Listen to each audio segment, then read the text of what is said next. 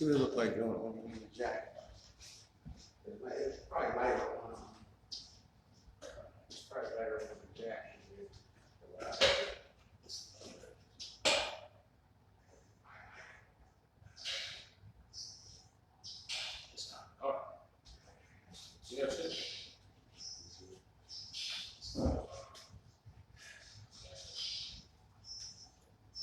It's that light a little bit right there, like.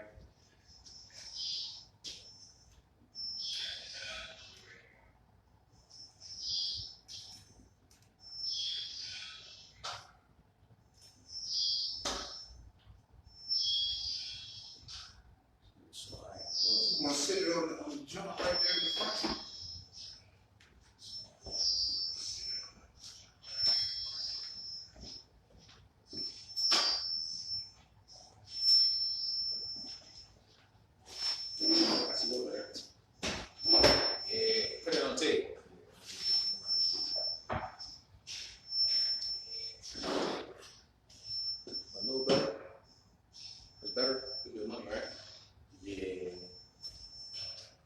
Strike up the band. Let's get it. Strike up the band. Yeah.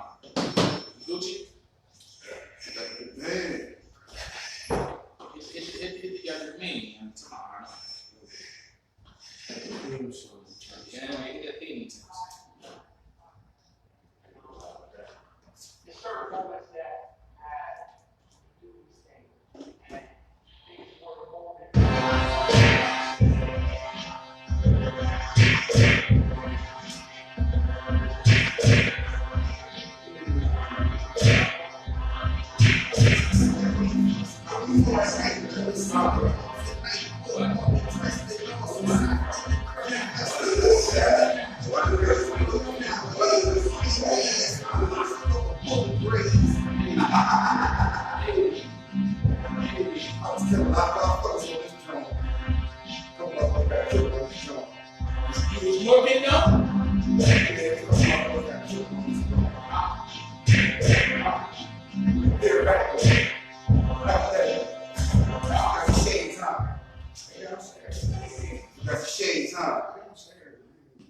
Let me see you. I got access. With a round of applause, no, bro.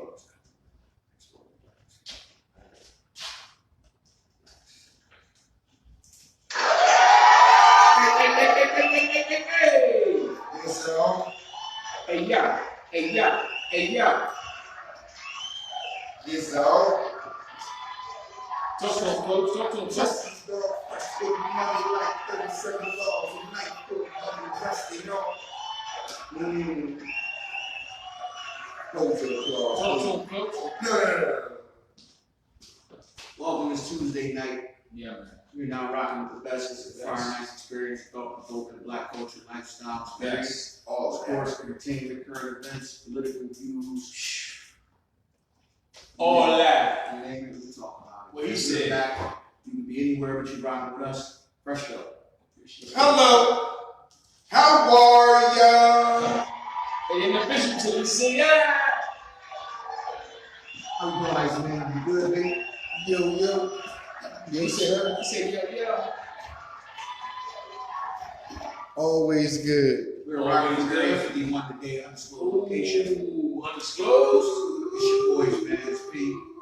How you feeling today, bro?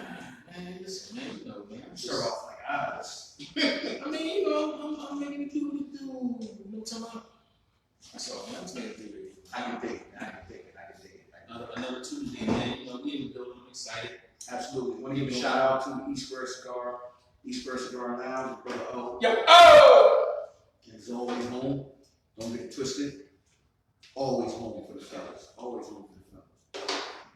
It's a Tuesday night, man. You can be anywhere, but you rocking with us, man. It's in the building. Congratulations. Hey, Bengals in the building. Who that? We're gonna put Ed on the mic later on and talk a little bit of shit. No, we're not. We're gonna talk a little shit. This is good enough. Hey, yo, listen. That's enough for Bengals adoration. Check this out. Go win the game. Who that? Oh shit. I'll be on later. I'll be on later. Don't feel anything. All right, you know what? Listen, man, let's do it like this.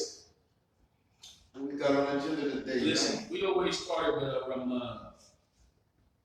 Mr. Fresh, what you on fire about, bro? Man, talk to the people, man. They want those Bob and Fresh this week. I was scrolling, nothing that got me off my kilter. I went through my weekend, it was ups and downs, got me off my kilter. Right. I get up in the morning, I'm getting ready for work, I go in the store. Shout out Mark Kenya, Deputy Matthews on check-in. Cuzzo. What's up, Cuzzo?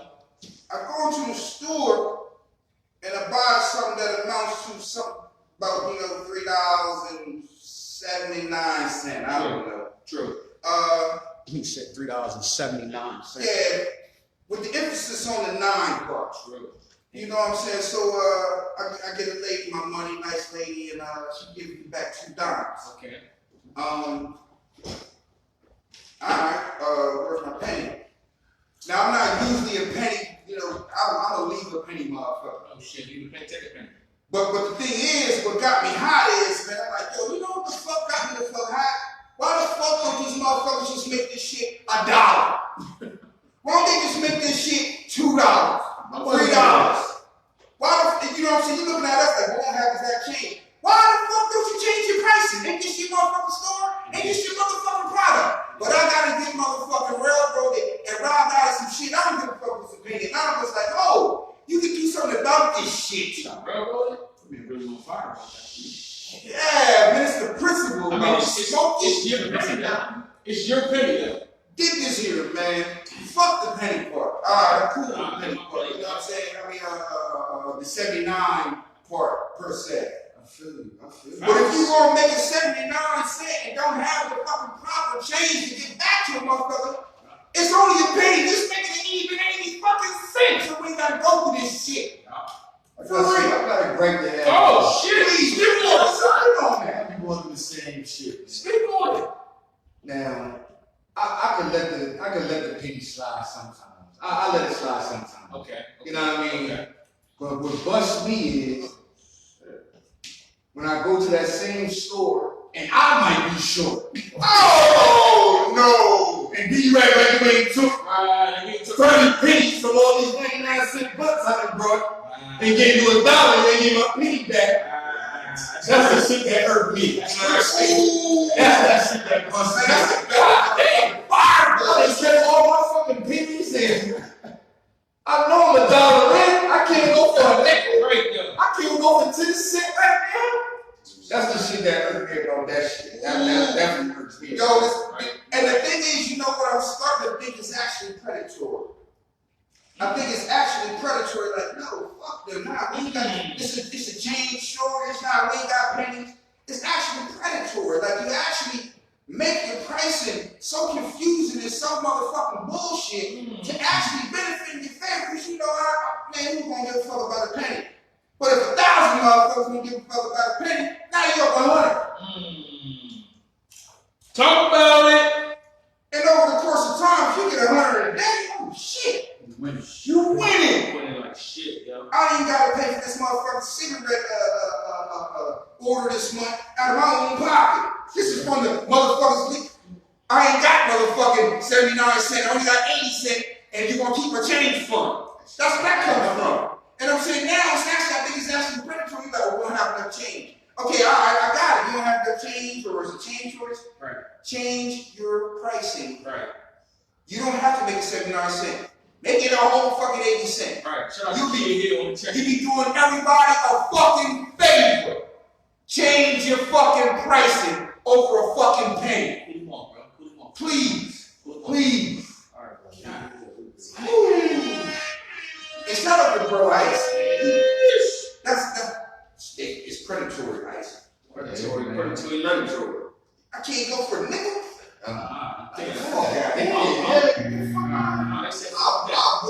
I'll walk past your store and go to 3 just like it, motherfucker. He said, fuck that, nigga, you can't. Nigga, check this out, though. Let me read something to the people, right? To y'all and to the people. I want y'all to just respond, right? Okay. My dying wife asked me if I'd be okay if she had sex one last time with her ex. Hold on, let me read the whole joint. I can't have this tied to my man. but I really need to say something about it, and I have no one I can tell. My wife has a terminal disease. She is projected to live at most 9 months. I'm, of course, distraught. We've been together for a decade. I don't remember life without her, and I don't know what I'm going to do when she's gone. I have been doing my best to make the last days of her life good and grant her whatever wish I can. The doctor said she was likely to be in a wheelchair in 4 or 5 months. Then by month 8, she'll be bedridden for the last few weeks. That's if she doesn't decline fast. Recently, she sat me down and told me that one of her last things she wanted to do was have sex with a previous partner of hers. I, of course, was shocked. And when I asked why the fuck she wants that, so basically she thinks that her most physically compatible, satisfying lover was him. She gave a whole monologue about how sex sometimes is just physical and how emotionally fulfilling sex is with me. But it was bullshit to get to that point. So now I'm left with this: denying my wife a wish for my own ego, or let her go fuck another man who she feels was better. Honestly, I'm so pissed off and betrayed that she asked this to me. I feel like I'm being put in a position where I have to say yes because she's dying. I don't know what to say, but I don't know if that's right. I'm so hurt that sex with an ex was apparently so good that she needs to do it one last time before she dies. What you doing with that, Fresh? Well, first, technically, she hasn't died yet. And I'm assuming in your vows it says, till death do us apart. It usually does. Usually does. I don't know about those specific vows that he may have had at his wedding. Right. But I'm assuming The cliff notes in. That's usually how it works, yeah. that's in there somewhere. True. So till death do us part, your mama, we got papers. Fuck what you talking about. Now, comma, but, flip side. There's a flip side? There's a what? There's a comma, but. Oh, okay. If you sit me, well, I said, I'm going to stick a pin in this one right here. He said, it was the part where he was like, you know what I'm saying, it hurt him to hear this. Hurt him to his core. I don't know what he's going to do after she passes. All right, cool. So, this going to hurt you. This hurts you just hearing. True. This hurts you just hearing. So, let alone her actually going through with the after you knowing about it or even okay. What you going to do, Frank? What I'm going to do is I'm saying, you know what? If you got 9 months to live, as soon as you make your mind up to go out and fuck this dude, we're not divorced. Okay. So he going to take care of you from this point on. So That's how I would feel. That's so how I'm like, all right, cool, I didn't fuck. But after your fuck, he going to, all the rest of the dudes He's gonna wanna fuck. Truthfully, you like, man. Well, here's the thing. If it's that good to her, it might have been that good to him too. They might have been sexy compatible. Now she's not wheelchair ready. She's dying, but she's still, apparently she's still terminally ill. Just means you're gonna die. It don't mean you look like you're gonna die. She might not be withering away yet. He might Plus, we gotta get that confirmed too. That you really great guy. If you ready to put a flare on me, if you ready to put a flare on me, what the fuck? I'm not happy you fuck Chad just because, you know what I'm saying? Nah, fuck this. I paid the bill trying this bitch. Shit. You know what I'm saying? Proceed. I'm saying. What say you? Okay, I'm sorry. What say you, sir? I probably wouldn't even care because you already died. So you let her. So you go ahead and say, all right. And that's not why. You know what I'm saying? Like I'm trying to grant you your wish, but I just, you know what I'm saying. But if we got like a family, if we got a whole family with kids and all that shit, it's a different. You know what I'm saying? You can't come to me and ask me that knowing we got kids. Okay, but she did. So now what? Then no. I'm saying it's really gonna be on her. if she want to call a nigga and be like, I want to fuck you and all that, that's what I said. Me, I wouldn't even really So care. you done with the situation after that, you gonna let that nigga take care of you, bitch. It ain't even the fact that I'm taking care of you. But you are though, but she about to die, so there's gonna be some taking care of going on. So you gonna let the nigga fuck this deliver, bro, and you still going, you know what I mean? You know, take care of her, feed her. At some point, it's gonna come down. When the mother turns ill, at some point, you gonna be changing their diet, like all that shit happens. So you let him smash, he bounce, and then you still, are you good now, baby? You still taking care of feeding all that shit? Nah, I'm out. Like I'm saying, she really died. Like I ain't in it anyway. Like I'm You leaving anyway because she I'm there, but I'm not there. Like I know me, you know what I'm saying? I know me. That's what I said. If it's just me and her, right? You know what I'm saying? You know what I mean? I already know. I'm gonna do that anyway if we got kids. I know me. You already died. I'm not dying alone. You know what I'm saying? So, you know what I mean? So I'm already looking forward to move on. Okay. You know what I mean? I ain't one of them dudes that, you know what I mean, that when their wife died, all that. So you gonna let her fuck her up from her ex? If she wanna fuck the nigga, she can fuck the nigga. That's what I can do about it.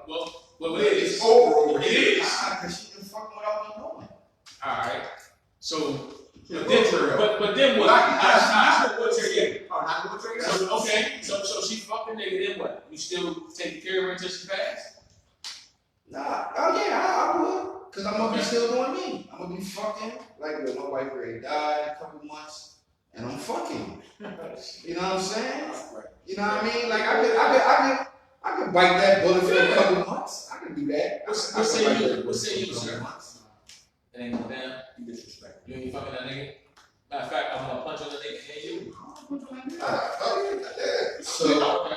I'm messing at home children. So now what? So now what? If she did. No, I'll tell you in what that situation. I'll tell you exactly what I was going to be a rough 6 months because now I'm pissed off. Like, Okay, so what that mean? So you gonna feed her and you like, so you gonna take her back? So what we doing? when you come to me, it's hard, but I gotta do me though. But you said it's gonna be you said it's gonna be like 6 months back. Gosh, I'm thinking, you done told me you want. So you mad, but you still gonna feed her. Yeah. You still gonna change her diapers. Yeah, until I find out, if you go ahead and do the do, because I can't stop her. Like you said, she's not in a wheelchair. You can't stop her. So if she fucking nigga, she's gonna have to take care of her. Fucking Pretty much, yeah. It's that point now because you're terminally ill don't mean nothing at that point. You being terminally ill don't mean nothing to me at that point. You don't mean nothing. Kids. So we got kids now. You taking the kids or you leaving them with her? Oh, why I she can't live with done? her. They are my kids. Why she done? Yeah, they're my kids. So So you taking me like we got All of us. Bitch, die alone. Bitch, die by yourself. Nah. Bitch, I'm die telling you by like yourself. this. When she comes to me with this conversation, Right. it's pretty much over. Like, oh, how the fuck you gonna come to me? Tell what you want. So you leave her or you put her out? You gonna put her in hospice? That's a possibility. That's on the table. Put that bitch in hospice then. I put it like I'll this. put that bitch in hospice. There might be a possibility if I can do that. If she gotta stay in the crib, like I'm just keeping up appearances. I'm just keeping up appearances. Okay. Like that's an call. Like man, look, I know you terminally ill, and I don't much value you just go do the shit behind my back. No, I'd rather not. Well, see, if you do get on the back, I don't know. You put her on your back, you don't know. I'd rather you keep that the thought. Well, see, don't say that. If you fuck your ex, and I didn't know, there's nothing I can do about it. But since you came to me and thought I was, you thought terminally ill was going to Trump to the death do us part, you was wrong. You was fucking wrong. And since you came to me with this conversation, that you disrespect me with this shit, and if the hospital is on the table, it's out for exploration. Like, I'm taking that bitch to hospice. Tell them to come to me. I'm taking you to hospice immediately. Either hospice or you going somewhere Tell else. them to meet you over there. You can't stay here. Tell them to meet you You at can come fucking to hospice back bro. Hospice in 2 weeks. The kid ain't leaving. No, I'm just asking. Bitch, So she gotta leave. He's the one. Listen, bitch, You ain't got to go to hospice, but y'all can fuck out of here. She just expressed to me she no longer wants to be here in so many words. So you been thinking about fucking this nigga for She's not gonna be here in so many words. Hello? She's not gonna be here in so many words. You been thinking about fucking this nigga for a minute. Hello? Go with that nigga, go fuck the shit out of this nigga for the last 6 months. Yeah, Go ahead. Who got that? Gotta be a hospital stuff. You ain't gotta get in hospital. I'll come out here. You go to his house. You get a motel, whatever. You like move the wire. Nah, how the fuck you go? After he bust your ass, he gonna drop you on the hospital, bitch. Alright, moving on. Hello. I just want to get in there real quick. So check this out. So I can remember being a young, right? And we get the motherfucking, we get the mail, this census bureau shit, right? And my mom be like, just throw that shit away. I ain't fill it out. These white people don't know my business. I ain't, you know what I'm saying? If I had to guess, I know what I'm saying, but your mom. If I had to guess, I'd say the same experience with y'all people too. It's kind of a hood thing. Motherfuckers like, we ain't fill that shit out. The white motherfuckers are already in our business. They doing too much. Throw that shit in the trash. We ain't doing the census. Fuck that. Right? Is that safe to say that your parents had the same reaction to the census? Honestly, I don't even think it was. I don't even remember getting these. Oh, it was a thing. You might not know about it. Yeah, I don't think. Okay, so you don't like, know. my mom put it this way. My mom didn't say one thing. Never conversation. My mom didn't say one thing or the other. Gotcha. So, from my experience, it's kind of like a thing in the city. And maybe not just the city, maybe it's black people, period, I don't know. Whereas the census is, they ain't our business. They don't even know that shit. You feel what I'm saying? That's what I really was. Really like, I ain't even telling them shit. So, but with that being said, man, like, as an adult, I completely understand that the census is, like, it's a purpose. There's a purpose for this whole census thing, right? And it's extremely important. You know what I mean? So, It's every 10 years. I believe it's every 10 years. To all the folks out there, the census is extremely important. If you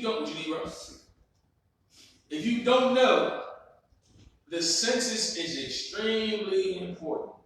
So if you get the census in the mail, fill that shit out. Right? So, but go ahead, bro. Yeah, what do you think? Time out.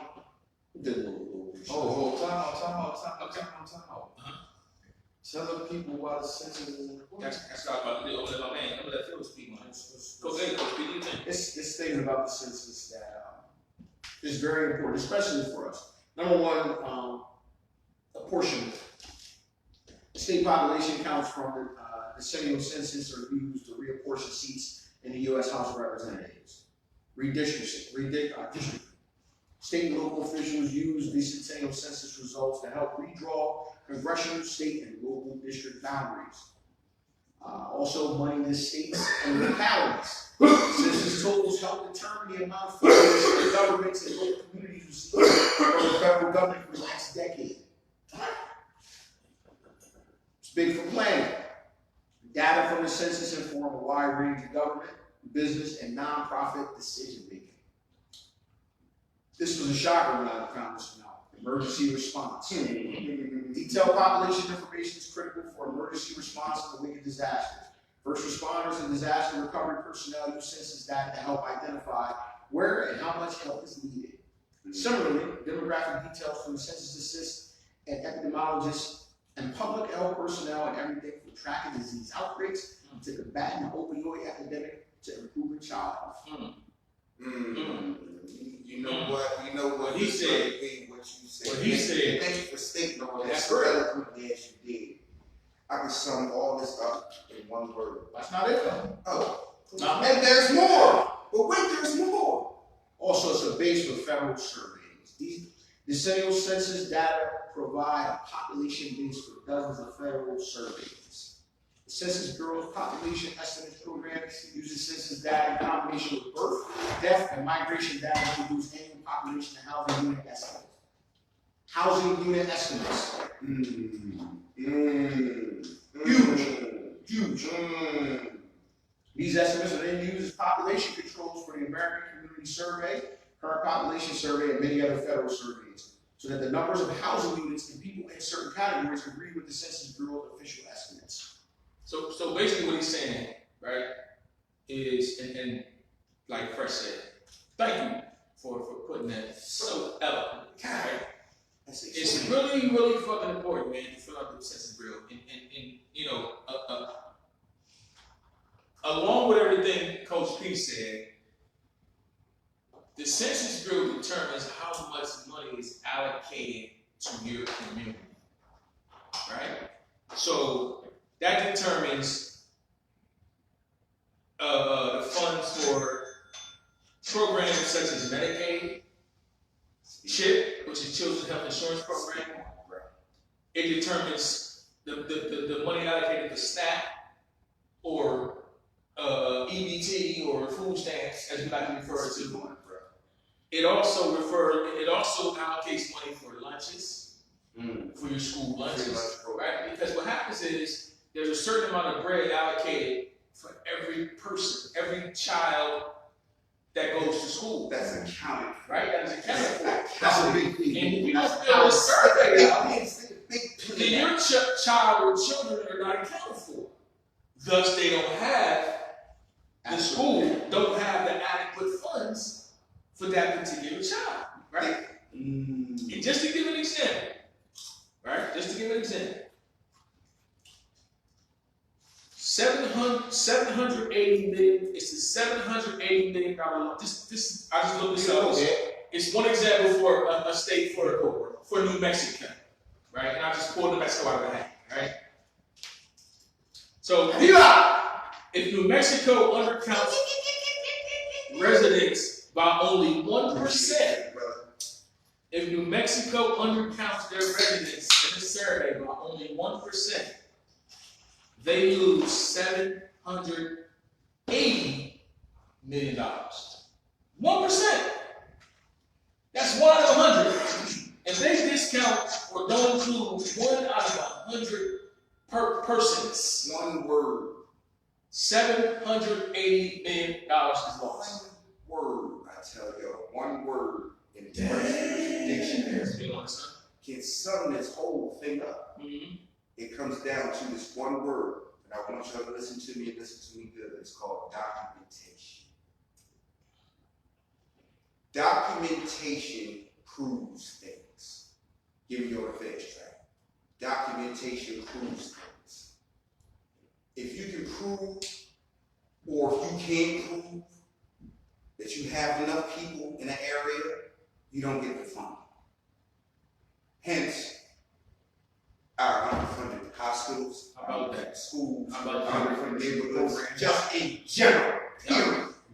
Because we don't have the documentation to show that we have enough people that would warrant the money that's needed for the problems that can be solved in our community.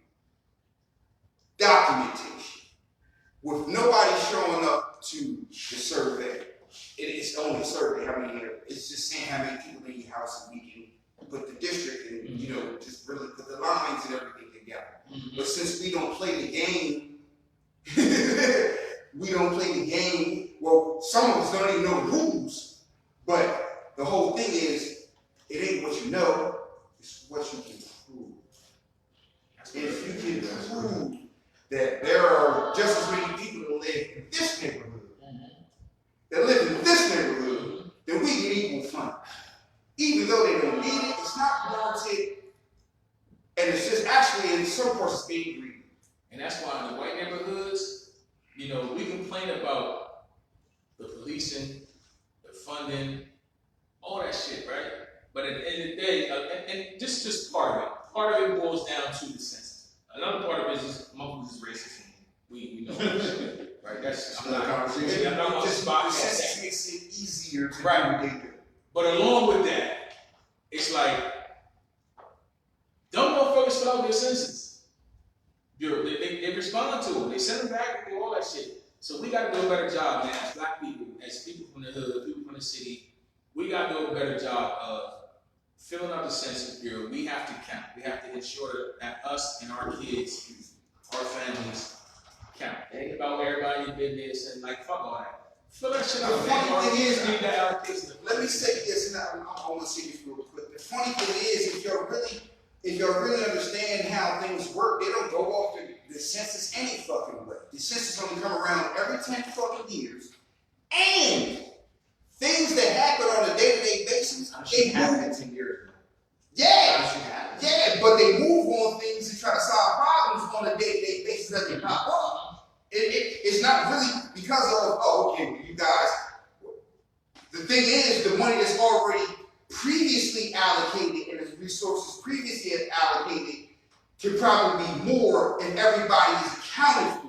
Since they ain't accounted for, when these problems pop up, they say, look, this is what y'all got, Like, damn, we need a little bit more. So now we got to try to siphon some money from over here, who they showed up and they said, well, they get the proper documentation, or the number, or let's rephrase that, the numbers would suggest. Yes, they say, well, if they get A, we should get A. Or if they get X, we get X. And then when problems pop up, they say, well, it ain't our problem. Yeah, it is. Because actually, you don't need some of the resources that you garner. But when you show up with proper documentation and you qualify for said things, nobody is hard to deny said person or said entity. And then, we show like, damn, our schools is unfunded, this and that. They have one school or one school district, and it's like, wow, it's imagine. We have 2 schools in this, 3 school districts, and wow, shit. Once you put the money over here, now you got to try to steal some money from somewhere because the money's already been doled out. True. They hit the same numbers as y'all, even though we know it's thousands more, tens of thousands, if not hundreds of thousands more. As we saw with the stimulus, there's money within the Wilmington border.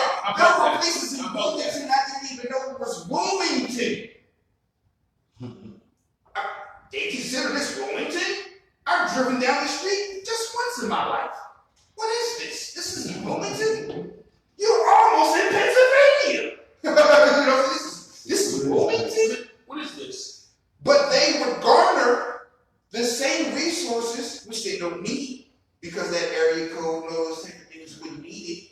But they would show up and say, hey, look at us. No, we want our trash picked up 7 days a week. Shout out Fonzarelli on the check-in, a.k.a. Weezy, Gucci Fresh, Bruce. What's up, baby? Gucci Fresh. What's up, baby?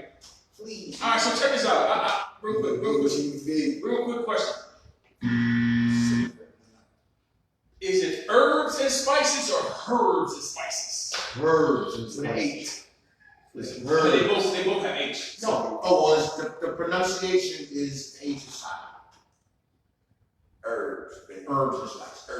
So it's herbs and spices. Herbs and spices. That's not pronunciation. I asked you I know how to spell it. You say herbs and spices. You say herbs and spices. Herbs. Like herbs. Is it herbs or herbs? It's Herbs and spices. herbs. I'm a herb nigga. I'm a herb nigga.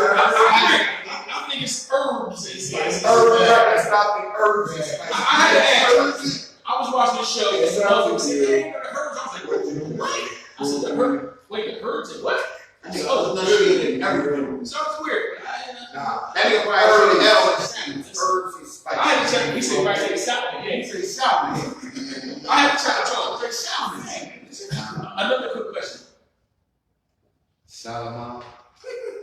Do any of y'all know anybody with mesothelioma?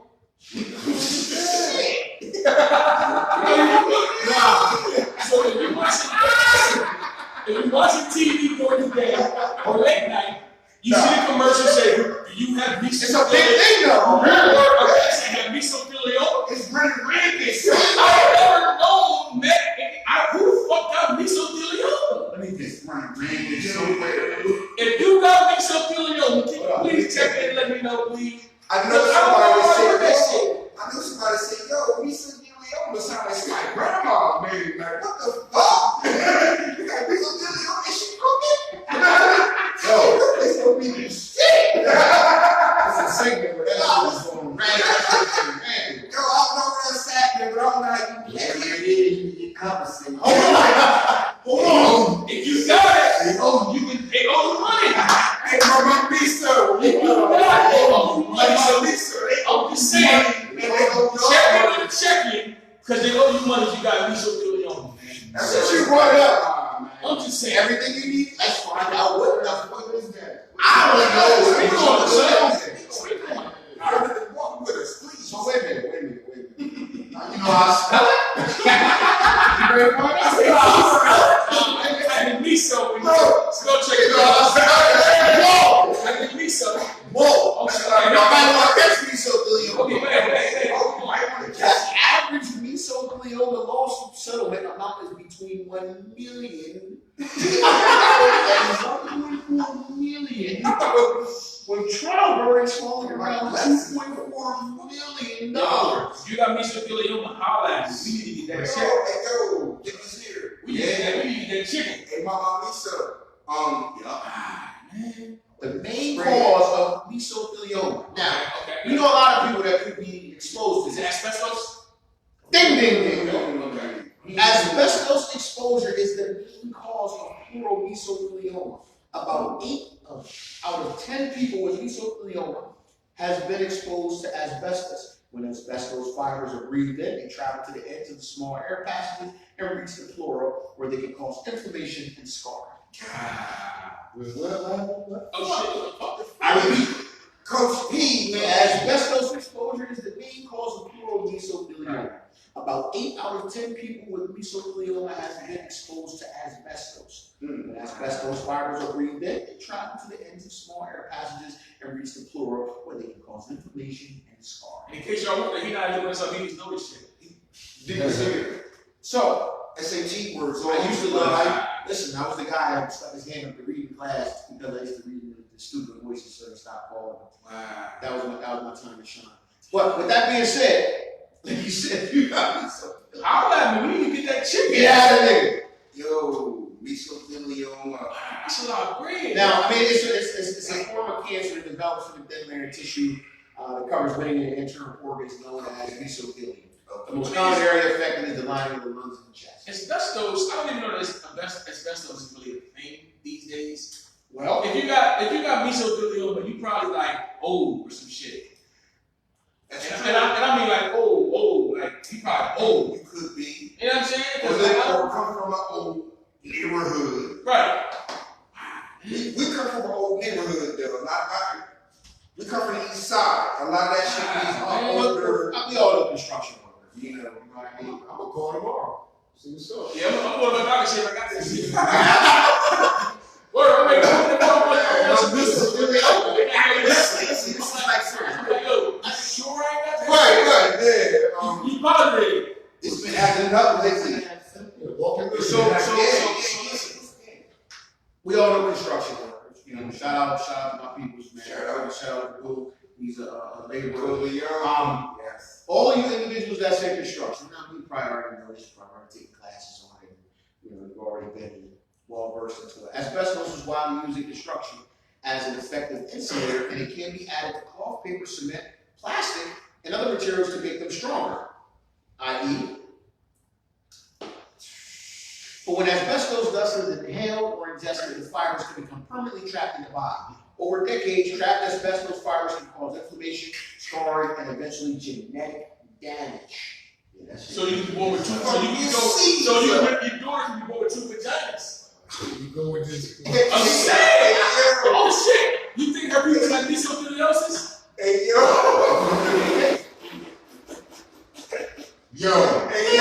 That's real. That's sidebar. You fuck both of those pussies too at the same time. At the same time? At the same time. You got 2 dicks. Now, one dick can fuck both of the pussies. How? Tell me. No. What? No. Yes, it No, it was separate, bro. I don't know. But I like the way you're going. It was separate, bro. I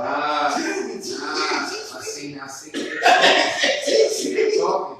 She can have intercourse with You can have either intercourse with either one, or you can have intercourse with both. So like this? I don't know. So she can open up at the ending. Why? I don't know.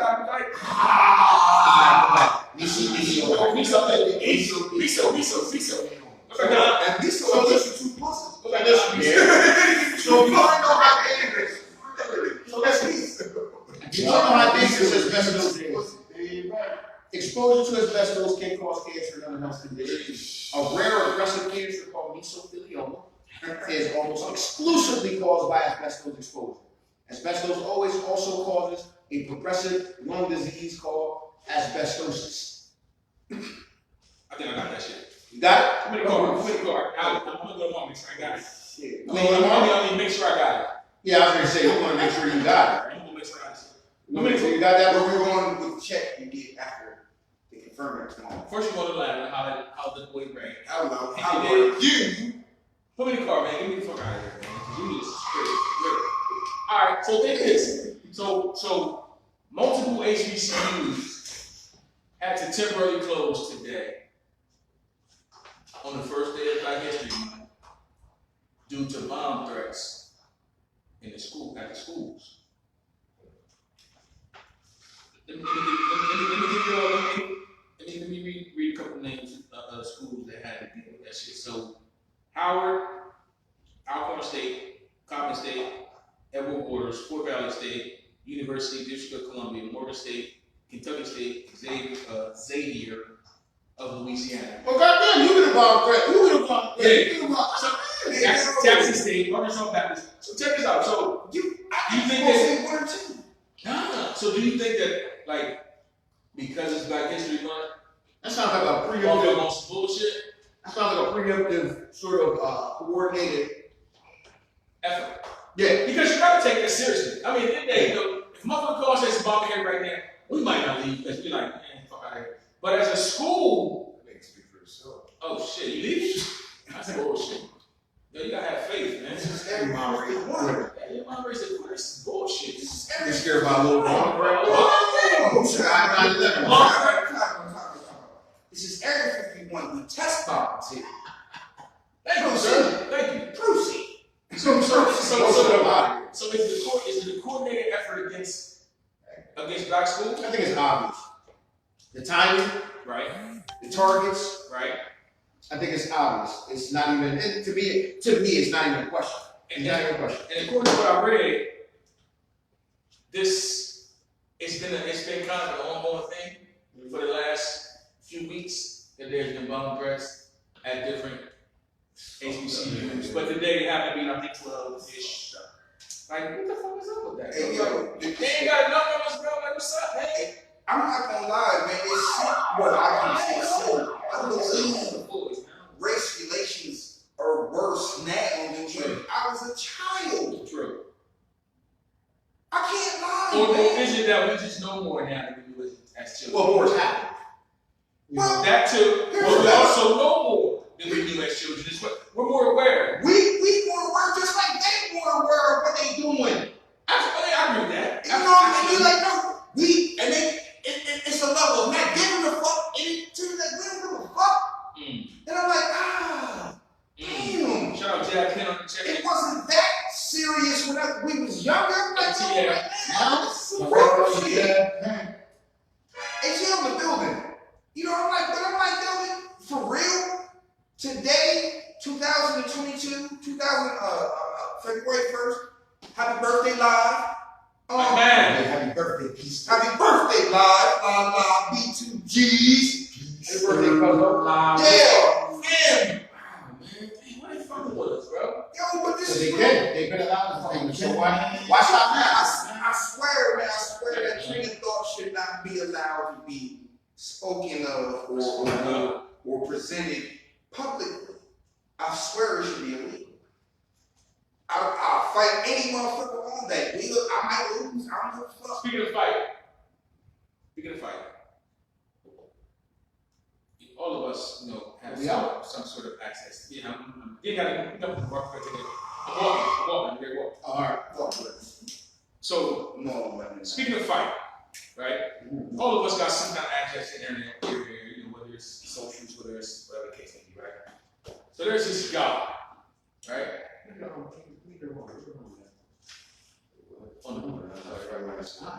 There's this really big, strong-looking dude, right? Oh, God! Who's on the internet dancing with some tight-ass pants that got tights on. I just want to clarify. I just want to say this, right? Like he pulled a Chick-fil-A, he just do that's weird as fuck, right? But I just want to say this. If that nigga pull up anywhere we at, he get fucked up. Yo, he's a big no, fucking he's weirdo, not bro. dancing, man. He's a big ass nigga with big. He's a fucking weirdo nigga, This dog. nigga fucking up in here, weirdo. Yeah, I don't want to see anything. Bro. First of all, I'm eating my spicy chicken and shit. I'm eating my waffle fries. And you jump over the middle of the restaurant and shit. You and Jerry Beans. This nigga. Now, if he come disrespect the family like that, that's the What's up with this what he doing. This what he different. I'm saying, everybody food, right? Popeyes go real shit. I don't give a fuck about Popeyes. Okay, cause I can't these like that, bro. You not getting served, nigga. I'm blocking the walls.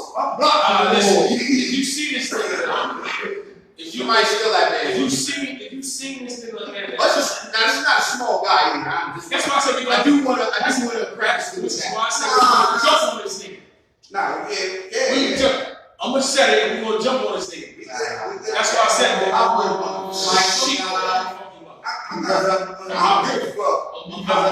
kind of changed, man. I was so disrespectful. Like, stop that weirdo, dumbass nigga. Shut the fuck down. That shows me right there. Until he see me dance, that's niggas annoying. I mean, shut the fuck down. Right. This is a whole different. This nigga go into a whole 10-minute gyrate. But you have Talk over there by your motherfucking sandwich. You know what I'm saying? Don't you over there by your sandwich. Shit, I might compliment him, but it's ready to be a couple $1,000. I'm fucking him. I'm viewing him up on my phone. I get a couple $100 back. He bought like that. I'm swinging him. Yo, this nigga is annoying, bro. If he come in here, Dave, some punch him. This nigga is annoying. He come in here, some different, man. He come in here doing anything. It's not gonna be dancing. It's gonna be roll. It's not gonna be pretty. This nigga is annoying, bro. I like got some shooters in the back. Look, it's more than 5 niggas in here. Like some shooters in the It's back. more than 5 niggas in here. Leotards on gyrating and shit on shit. Over a sandwich at a minimum. Sweep the leg. Touch nobody. If he come in here, dance, I'm gonna fuck him. You know what I'm saying? Please tell that man violate my space. He come in here at 51. Please tell that man stop. If you know that man, please tell him stop. He looks ridiculous out there. Moving on, man. He get pistol with. Guess what he did? This nigga good. Right, because we get attention right now. Sucker nigga, move on, man. Sucker ass nigga, man. So listen, man. So shit. NASCAR. Yeah. Shit. So y'all remember, y'all been to the Holocaust Museum in DC? Okay. Nah. You gotta go. It's a back to the right. Back from? Yeah, to the right. It's a must. Body. Yeah, you gotta go. And we back, yo. He wanna pee pee. wanna take a shit. So when you wet a table, man, you been there? Nah, be the first thing. And I'm gonna say this: the Holocaust Museum, in my opinion, is a must visit. Kind of like the African American Museum. Yes, I have. I've been to both of them. That's in Atlanta, right? No, it's DC. What's in Atlanta? Hold on, it's a trap. It's Nah, a Black History Museum. No, the National African American Museum is in DC. I mean, there might be one in Atlanta, but the one I know is in DC. Both of those are must sees, right? You have to go to them. It's very educational, right? I just put shit. Did you watch it? Listen, fuck that. They pretty Super Bowl. I ain't watching that. I ain't in this. You not watching the end now? So listen. So here's the thing, right? So we got the Holocaust, right? And we got slavery. Right? Man, you got the man or you my wheelhouse. Do they compare? Like, how do they compare? Is one worse than the other? Like, let's talk about that. Go ahead. Is one worse than the other? Yes, sir. I'm gonna say, here's the problem I'm answer to that. Absolutely, because one is recognized and actually has been somewhat atoned for, somewhat. I mean, you can never atone for killing that mass amount of people, or pretty much, putting that mass amount of people in concentration camps. But to make appropriations and reparations to the victims almost kind of, I'm not gonna say puts it to bed, but it acknowledges that it happened, and it acknowledges that the perpetrators are now, quote unquote, atoning for it. Okay. In some way, shape, or form. You can never make up for it, but the fact that there have been reparations for Holocaust victims says a lot. So yes, my thing with that is, I always looked at that as, you know what I'm saying, they were two totally different. They were two totally. And one, how I looked at it, one, the world was invested, and the other, the world was not invested. Which one was the world invested? Which The one world- was not invested? The world was invested in the Holocaust, the start of the World War. Okay. You know what I'm saying? What he did to those people started a world war. Even though it didn't affect those other countries, they helped take that man down. So did not start a world? I'm sorry, cut you off real quick. Let me interject something real quick. So did it not start a world war with us because we didn't have the backing? We didn't have. No, see, with us, it started a civil war, which was the states, you know what I'm saying, region to region, South. That's what I'm saying, South America. But a world war is totally different than a regional war. We all know that. Yeah, If countries get involved to help save those people, most definitely. and that's one thing that didn't happen with slavery. No other countries said, let me ask something. y'all wrong. You know why though? I'm gonna say it in one word. Or I'm not gonna say it in one word. I'm gonna sum it up like this. Because this played a big part. This is one of the reasons why slavery was allowed for the most part. Because at the end of the day, it simply came down to this. And even nowadays with incarceration. And I know specifically, we were colonized by some of those countries, France, Britain. I know we were colonized by some of them. But when they came and colonized us, where they came from still didn't take up for what was going on here. You know what I'm saying? Because they were also taking advantage of the situation. They was like, that's fucked up, but they're all coming states too. Maybe. True, and but can you say that about every country that helped during the war? Because if they were taking part in slavery that just happened here, that means you taking part in slavery that happens everywhere. But somewhere down the line, you didn't like the slavery that this man was handing out. Okay. Our slavery was alright. I think so. From and I'm just taking this from what I've seen from the Holocaust Museum, because I've been to a lot of museums, yo. And the Holocaust Museum, that shit left. The Holocaust Museum left it made a huge impact on me. Right? If there's this one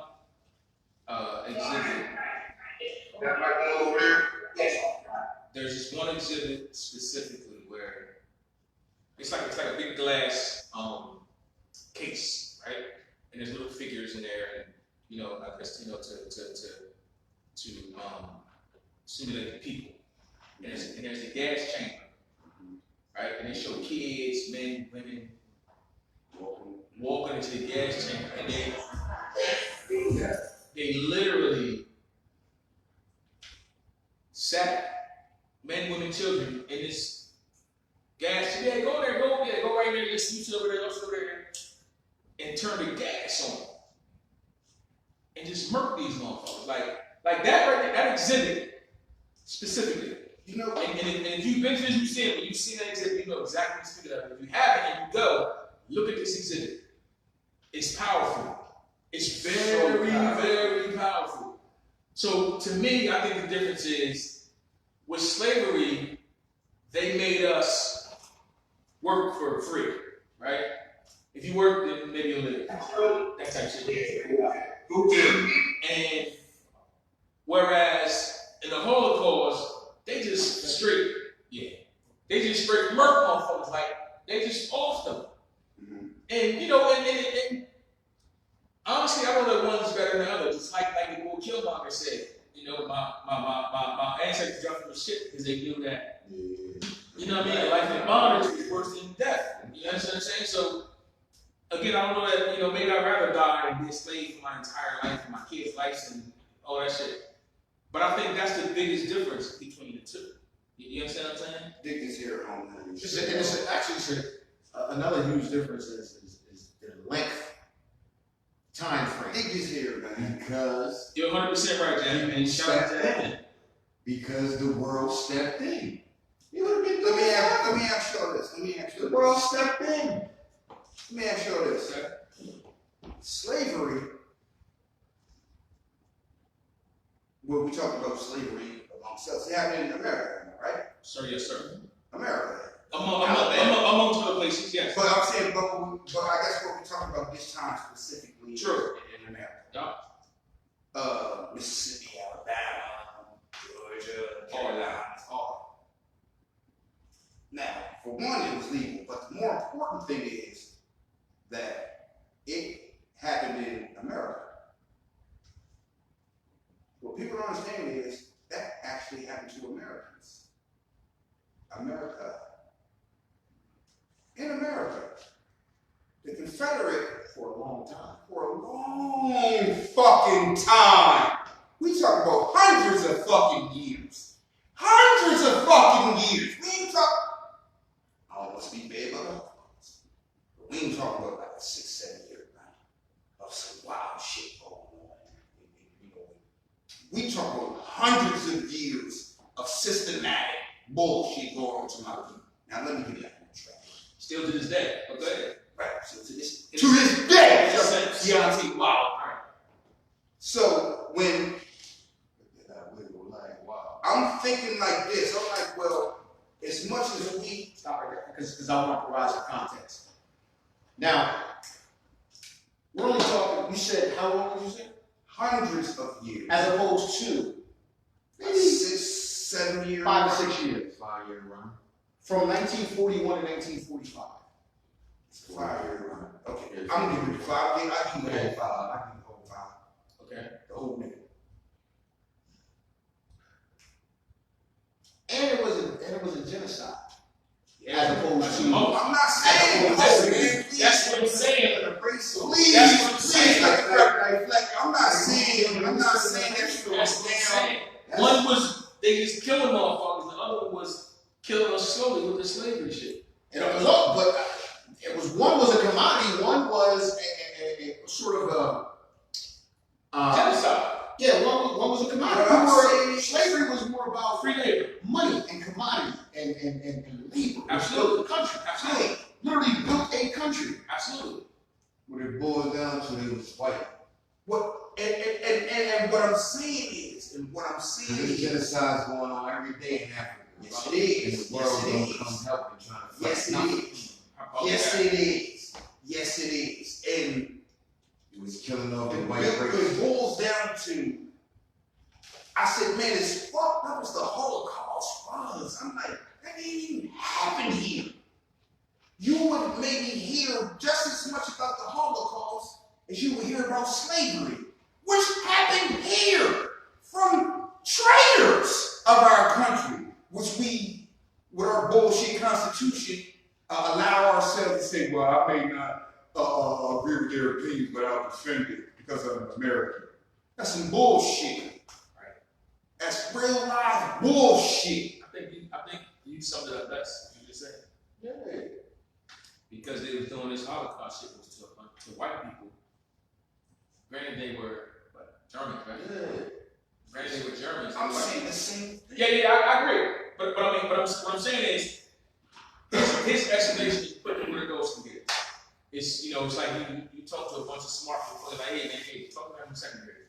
Keep it simple, stupid. You know what I'm saying? I think his explanation is real simple.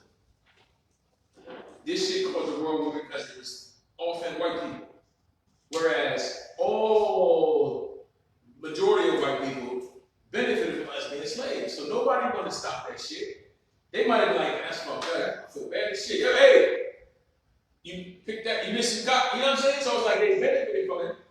And they might have had conscience about it. Like, you can watch movies and you see that, you know, some slave owners like, dang, this is crazy, man, but It's money involved. it's money. And you understand what I'm saying? So What I think that's you what I'm saying. something That's bro. back on Isis' point. Right. I was like, I said that Holocaust, as bad and as fucked up as it was, it didn't even happen here. But it gets just as much flow as slavery. Matter of fact, man, slavery was what they say, indentured, unpaid services.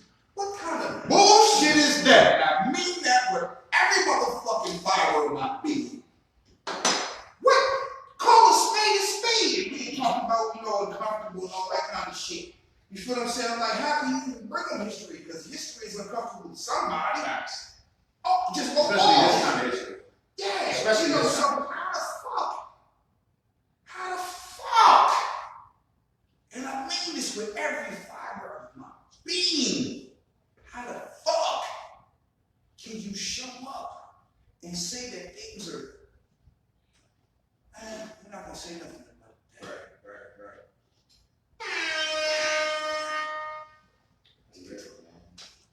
That's real. I gotta check that museum. Oh, man. Please do, man. You have to. And I'm Have you seen that shit? shut up, man. And I would like to think I'm selfish. Check both of them, though. I'm selfish with my emotions, though. Check the holiday shit. Like Everybody deserves it. That's fair. Everybody That's fair.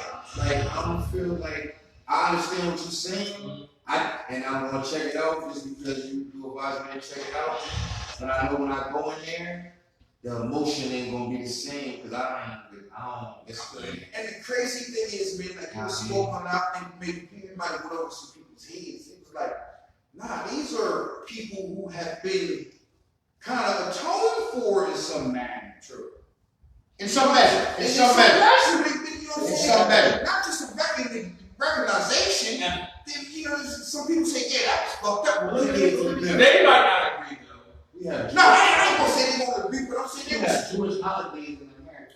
it's a couple things behind it. It's easier to there's obstacles that we face in terms of and they've been fighting and building. They still fighting and building. Because when we was in school, we didn't get out for Yom Kippur.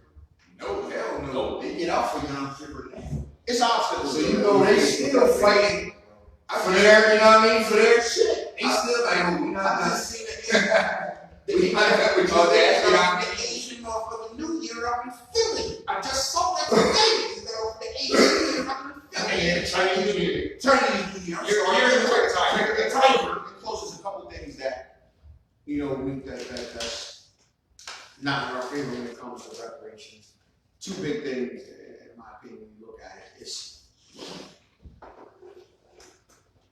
you have to identify the quote unquote perpetrator. And the perpetrator has to quote unquote admit or cop to it.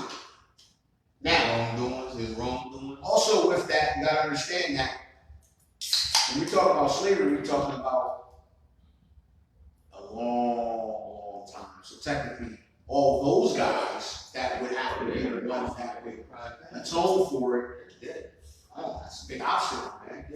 It's like convicting. Well, so was Hitler. Dead, you know what I'm saying? But they actually wanted to. There are still slavery practices. Mm-hmm. And then you know what? And then not to be a sourpuss about the situation, but that was kind of like the world's atonement for slavery. Because slavery happened in the 1780s. Yeah, it's a tiny thing. It's a So tiny when thing. it came around to Hitler in 1940, 41, We got a 19 in front of that. we're going to do something. Some of them people, You know what I'm saying? We're going to fight. We're going to do that. We can't have this again. We're going to do something. Right. Yeah, we're going to do something. You know what I'm saying? So, you know what I mean? Because they were white. It's funny because the U.S. 1940 and 1945. No, you can't do that to white people. The U.S. pressured Germany to pay reparations. How about that? Think about that. The U.S. had a hand in pressuring Germany into paying reparations. And they ain't paid their reparations. I'm assuming that's the part you. Ironic. How ironic. You know, y'all know this song Only by the Benjamins, right? And y'all know the part that where it says I'm not a Jew, that they beat that shit out. The Jews have a strong influence, man. You can't even say Jew in a song without that shit being bleeped out. But you can say nigga all day. And we say nigga all day. But you can't say Jew. The word. You can't even say stack. What did he say? Stack bread like Hebrew and some shit. They did that shit. You can't say that shit. You can't say that shit. Well, They protect it. because they own a lot of shit. Yeah. They staked out. Why they own a lot of shit though? Well, Because they got taken care of. According to Israeli Jewish historian Arne although only 2% of the total U.S. population was Jewish, their representation in the music industry is much higher, and by this time, they own or manage about 40% of independent record companies. Yeah. They invested in Hollywood and music business. That's deep. Entertainment, period. Entertainment, period. You make a motherfucking movie. That's deep. I was great to see. So check this out. I got a question for y'all. I'm listening. We out? Yeah. I got a question. Who the fuck is keeping Arby's in business? Hey, yo. I'm dead ass. Who the fuck is keeping Arby's in business? I've never been to Arby's ever in my life. I've been there one time. Who the fuck is keeping Arby's in business, bro? I was highly upset. Well, let's get to Arby's, bro. Right. Well, let's say open the Who Arby's. the fuck is eating that much roast beef? Oh, white people. Who wants a roast beef sandwich at Arby's? It's a deli. That's a lot of roast beef, bro. Hey, yo. Like, for real, who the fuck is keeping Arby's? But listen, I'm gonna tell you something. If you're keeping Arby's in business, tell me, please. Me and this man had a conversation about it. Although, About Arby's? yes, Yeah. Arby's. I was sitting one night, man. We just had an Arby's conversation. And Lord, listen, I'm not gonna hold you. Well, that's a valid question. And it is a valid question, okay? Because I've never heard a few things in life. I've never heard somebody say, "Yo, let's run to Arby's." I've never heard somebody say, "Yo, let's order some Arby's." I've never heard nobody say, "Yo, stop at Arby's." Ever. But no, I can't. Never. Now, I'm pretty sure everybody in here has seen an Arby's commercial. Now, while we can front on Arby's all we want, They give that bread. aside from roast, and I don't eat roast beef or pork, some of those things do look delectable. I mean, everything look good on TV. This is fake. Yeah, it's on TV, But great. I mean, okay, I mean, Who the fuck is keeping Arby's in business? so why have you been great? Shout out. You know it's trash. This is around. You know it's trash. Shout out to my Hammer Club brother for life. My baby Mike Wills. He's a manager, daytime manager. Please stop in at the Arkansas River Highway. You know what I'm saying? You're going to get one of the finest roast beefs. You forgot, bro. I got beef. I don't need Arby's. Jack Pitt says, Jack Pitt says she likes Arby's. She said, What do you like from I like the extra roast radish and the roast beef. You want what? She like a chicken Can I get a roast radish? Please get a roast radish. Hey, yo. Jack Pitt. Horse radish is one of the most overrated, if not non-warranted condiments I've ever heard of in my life. Who the fuck was spicy ass fucking mustard, black mustard? What is this shit? Who the fuck wants horse radish? This is what I'm saying. This shit. I'm very fine. Please, yo, horse radish. Jack Oh, Pitt. Jack, yo, I'm horse radish. extremely disappointed, Jack Pitt. Oh, The my fact that you God. have a go-to If you for bring Arby's, horse radish, that's if a you problem. have horse radish on my table, we might have to have a conversation. I mean that shit. Jack Pitt, I I got mean problems. that shit. I got Get problems. that motherfucker. Man, that's horseradish. Horseradish sauce is made of a spicy vegetable in the mustard family. Mixed with vinegar and salt to make creamy horseradish sauce. It's then mixed with a creamy element such as heavy cream, sour cream, or mayonnaise. Eat that fucking horse shit. That's not okay, man. Man, look, give me the barbecue sauce and the cheese, man. Please, that horseradish sauce.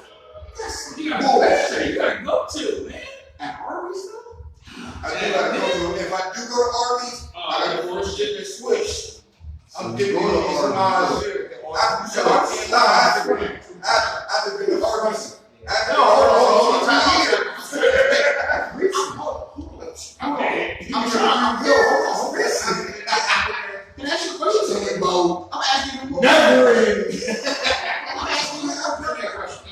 You said Kirkwood Highway, right? Yeah, that's my guy. Is that invisible?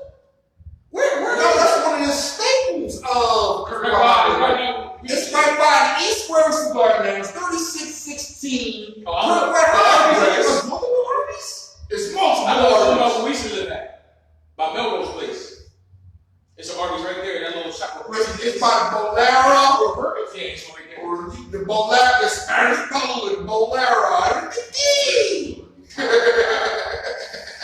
Alright, moving on. Moving on. I don't know. I had to figure it out because I ain't had Arby's ever in my life. I've had Arby's a few times in my life. Yeah, it's still wonderful and still low. It's trying to be fancy. That shit. Alright, so check this I had out. to go to the mall to get Arby's. So there's a show, right, on TV called My 600 Pound Life. Right? Man, I'm not a big guy. Right? You know, in high school when I graduated high school, I was 137 pounds. I was hard to gain weight. You know, here and there. You graduated? Yo, mind your business. Oh. Yo, mind your business, bro. Security! Yo. How the fuck you get 600 pounds, dog? How do you become sick? Because I'm sure everybody's born 600 pounds. Like, how the fuck do you get 600 pounds, dog? There's a lot of psychological. Okay, help me. Because, okay. I watched the show. I didn't touch my shit. I watched it too. I watched the You show. guys watch it for different reasons. I like laughing.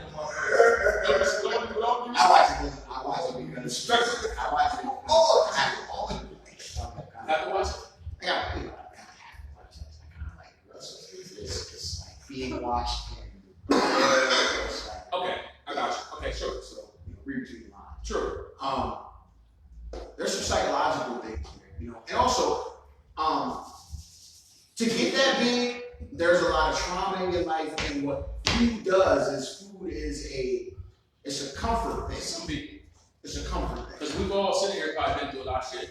And I never just want to eat food for the rest of my life. Like, that's just dumb. But We've all. we do gotta acknowledge that I think there's it's a all disorder. short. There's a disorder. There is a get your weight is 600 pounds, there's a disorder there, okay? There's a disorder, and not only that, what I've noticed in that show, and maybe you can follow me up on it. Normally, when you have those kind of shows and you have those kind of individuals, there's normally another very large individual in the household or very close to them. Now, that motherfucker might be 300, but he ain't 600. Because somebody got to go get this food or somebody, and that's normally their neighborhood. Okay.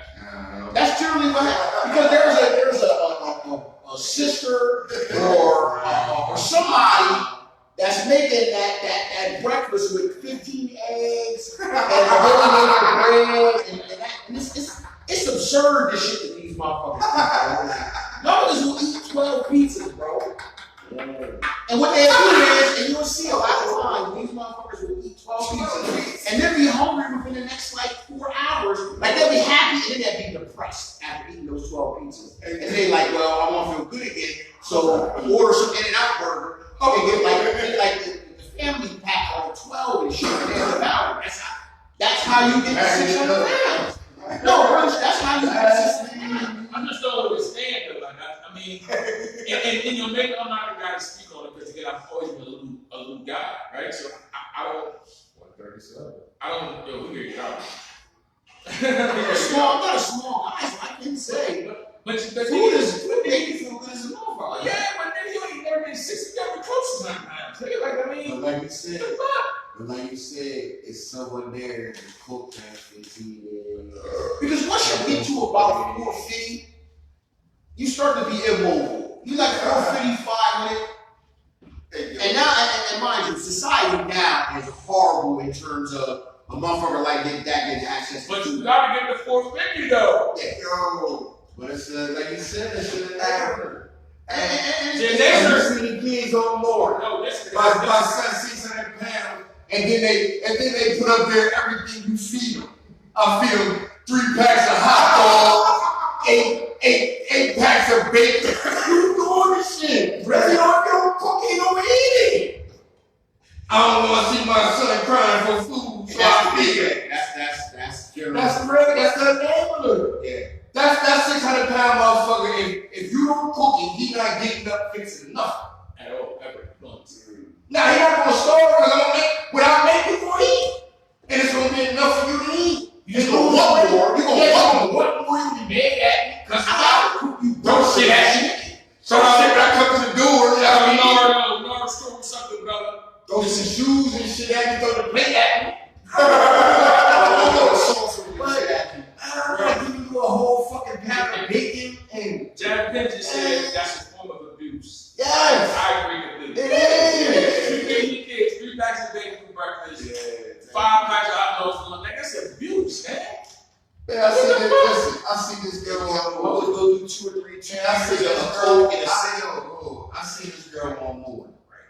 She said every morning he wanted a dozen glazed donuts. So every morning, every fucking morning, you going out and buying a fucking dozen glazed donuts for a 3-year-old? There's normally 2 motherfuckers with psychological issues. Abuse, man. The motherfucker who's 600 pounds and the motherfucker who closest to him. Come on, That's man. abuse, man. Yeah, you right, shit. Hey, you right, dog. Because this is a common thing. When they interview the motherfucker that's closest to him, like he said, what do they say? I don't want to see him unhappy. I don't want to see him happy. I want to see him. He cries now. When I only eat 2 hot dogs, he cries. So I get 13 more. Yo, I swear to you, You were killing that one man. thing, and I'm talking about the adults and the ones that's, I'm like, damn, how do you wipe your ass? That's the one thing that I'm talking about. Yo, I'm glad you have They can't even say it, Yo, please, somebody tell me. Hey, but hold on. But the problem here is that they don't. So that's part of the health risk because you got bed sores. You know what I mean? You got all kind of issues that come burning. Asshole on fire. Okay, so what you have here? I mean,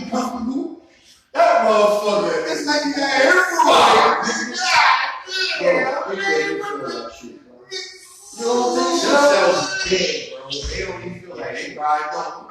They are, for all intents and purposes, you got motherfuckers in positions to be their companions, but in essence, they're nurses. And they're unequipped to be nurses.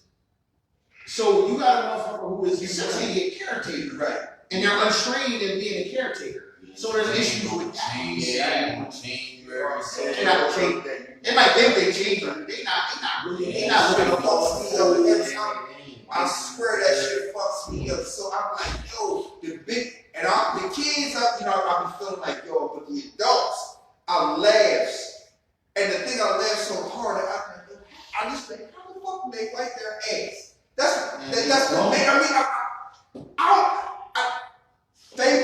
Thank you. They don't. It's just, I just got a couple layers of shit piled, around my sphincter. They sleep naked. They sleep naked. They sleep naked. So they don't freak out. They shit up. They shit the bed. They just take their fucking shit.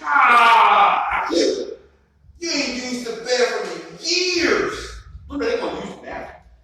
Oh, yeah. Well, not you have to use the laboratory. No, they're not. In a lot of these cases, these individuals have not even been out of their bed. Man, that's what I'm like. They're unable to move. They're immobilized. When you're 600 pounds, your legs can only sustain that body weight for maybe 10 or 12 feet, if that, without assistance. So it's a rough situation, man. Like it's a rough situation, and it's day to day in terms of life or death. It's day to day. You are right. And we're all inclusive here at Paradise. Yes, We have nothing against big people, little people, short people, tall people, bangers, You know what, bangs, you're right. there's nobody. Nah, you know what? I don't even need to laugh that hard. What do you mean? That shit was funny. We got that sensitive. I seen a motherfucker with a brother and sister on there. They ordered like 13 Nah, bro. And he ate them. But nah, you know what? No. It's just like chips. Like, yo. It was in one city. We in Area 51. So names and faces of people who have to protect the innocent.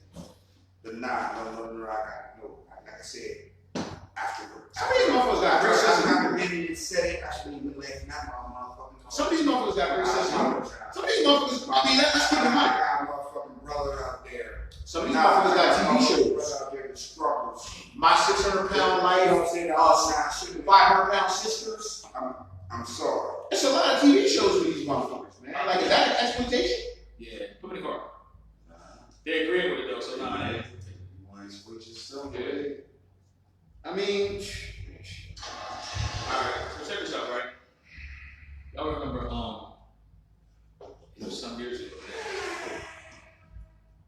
Y'all remember Rumble? Yeah, see, no doubt.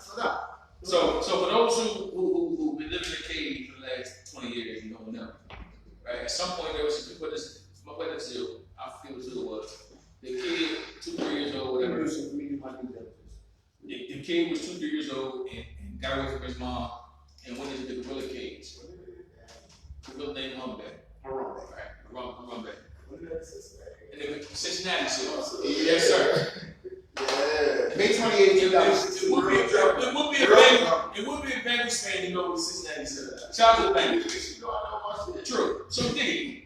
So the gorilla, found a little kid, and drug a little nigga, like all types of shit, like Todd Turner. Oh, it was crazy. So they shot the gorilla, right? But I start thinking back to this, right? I'm like, damn. Like I can remember going places with my mom, right? And my sisters and brothers. Shout out to Hindu. Shout out Neek, Kira. Shout out Lady. I remember everywhere we went, without question. Before we entered those motherfucking doors, my mom said, hey, listen. Y'all don't want shit, don't get shit, don't touch shit, et cetera, right? We knew the deal. don't ask me shit. Yeah, right? So I'm thinking like, damn, if I was this baby, right, I jumped in her brother's cage. He tried to drown me, cool, right? I ain't drowned.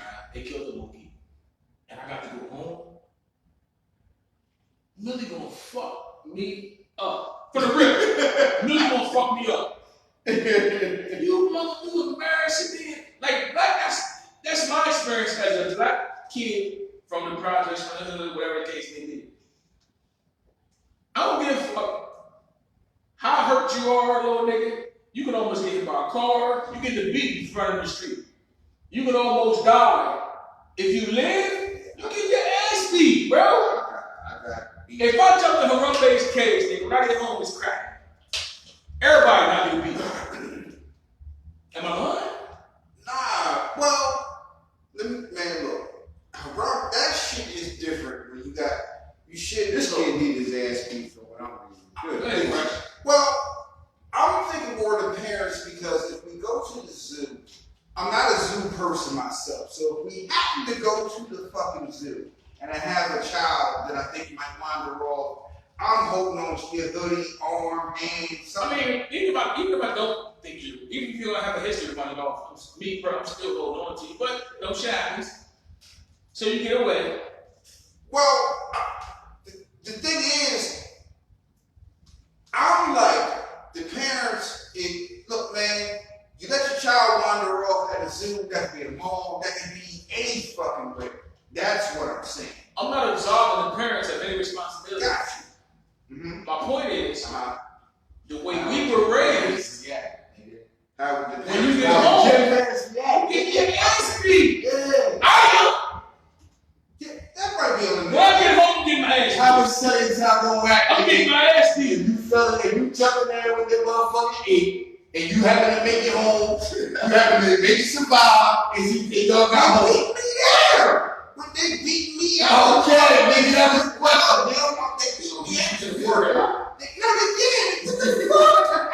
How the fuck did you get away? I'm gonna be goofy with How it. did you get away? So again, I'm not absolving the parents, True. but as a kid, I'm getting my ass beat. True. You can't, Indeed. listen, you can't. But if I'm at a certain age, You can't embarrass the parents. how old was your child? Like 3, 4. He was 3. Now, what I'm saying is, He crawled through a barrier, through a piece of the fence, and fell into. this is what I'm saying.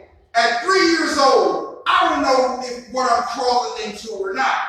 So how do you I asked woman, no, I'm putting that one on the parents. Like, what the fuck you do? That's a 3-year-old. So the question, Man, we're not talking about what you. so the question comes to you was, We're not when talking. you get home alive in one piece, At 3 years old? when you get home alive in one piece, At 3 or 4 No, I'm not getting beat at 3 years old. At 3? There's a level. At 3 years old. Well, best believe it. Let me get a record scratch. You ain't going nowhere after. Let me get a record scratch. You are not going anywhere. For 3-year-olds on earth. Please, I'm defending all 3-year-olds right now. Think about when you're 3. You're barely out of a motherfucking stroller. Am I right? What you mean so? Oh, what you mean so? At 3 years old, you're really looking at your child. They're barely walking. So if you wander off, you mean at 3 years old? I'm not absolving the parents. I'm just telling you. At 3 years old, At 3 years old, in 1978, I can't walk off. All I do is walk off at 3 years old. my mom would beat my ass, bro. All I do is walk off at 3 years old. What are you doing? What are you doing at 3 years old? Every time. Until I don't walk At off. 3? That's how I learned, nigga. Hold on. That's how I learned. Hold on. That's how I learned. Hold on. At 3 years old. At 3 years old. At 3 years old. That's I walk off. I can my ass Do beat. you even have a memory? Walk off. Do you Yeah. have a You know how I know you got memory? Listen. November 2nd, 1998. I broke my neck in a car accident. Right? My daughter was 2 years old. Right? You remember the boy D was down North Carolina living with me. Right? I can remember a time on the side halo on my hair, and we shoot dice. Naya was 2 at that time. She was born April 1st, 1996, so she was 2 years old. Right?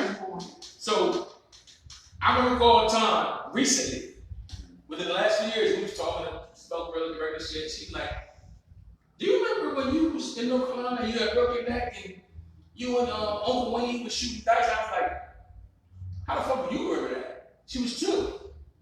Okay. My point is, kids remember shit very early on before we think. Kids smarter than we think they are, man. Again, I'm not absolving the parents' responsibility. I'm simply saying that Millie, when we got home, if I was in one piece, she'd beat my ass. Dog. She'd beat my ass. What? She'd beat my ass. Shit. I don't know if I got beaten at 3. At 3, that's what I'm saying. That's what I'm saying. I mean, At 3, I'm still like, oh man, you just got out of stroller, man. Millie beat my ass. I don't know. I know that. But there might be a gray area in my house, man. There might be a gray area in my house. I put that more on parents. Man, let me say That's a 3-year-old. Let me say That's this. a motherfucking 3-year-old. Just He's so- all the way down in the motherfucking golf section. Just so everybody understands this, right? I had one friend, growing up, who was raised with their father and their mother. And that is him right there, the one that said he wouldn't get a beat. I'm just saying, is that relevant? I don't know. I'm just saying. Millie would have beat my ass. Okay. She might have beat her ass. Nigga, just for nothing. You know what association. What I'm saying is that 3 years old, the ultimate responsibility is not on you to know where you at. That's my brother to beat me. Because she would have been so embarrassed. That's what we're talking about. As I said, Shelly, they might have let you slide. But I know my mom, being a single woman, and I done did some dumb shit like that at the fucking zoo, and she would have been fucking embarrassed out her fucking mind. When I got home, nigga, she would have beat my motherfucking ass, nigga. It's crying. She would have beat my motherfucking ass. Put me in the car, bro. We get ass beats around here. Fuck that shit. I know my mom, nigga. She would have bust my ass, nigga. And So check this out. nothing about So check this out, right? So, it. You know what you did. You know what you you know did. a lot of motherfuckers that do vegans, vegetarians, I etc. don't even Right? know what I did. Okay, so you know what a vegan is? I said, I really don't. Okay, let me explain you. So vegans, right? So first of all, vegetarians is people who don't eat meat. See, that's Right. See, I thought vegan. Vegans, there's a difference. Vegans don't eat anything from animals. Right, No They don't cheese, do. no eggs, nothing from animals. Vegetarian what? Vegetarians don't eat meat. So They they eat eat seafood, cheese and they eggs. eat cheese, they eat eggs. Whereas a vegan, if it comes from If it animals, has a face, I ain't fucking with it. Right? So here's my problem with these people. Right? These people. okay. So they got the Impossible Whopper, which is a plant Whopper. That's my Right? shit. I like that. I like that. He's one of these people. I'm out with those people because I So- just like the Impossible So Whopper. there's a place in Philly where they got vegan cheesesteaks, vegan Parmesan chicken. Right. So here's my thing. To all my vegans out there, right? If you're fucking vegan, stop.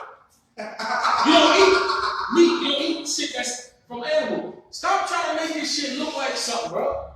Eat fucking plants. Nigga, you're a vegan.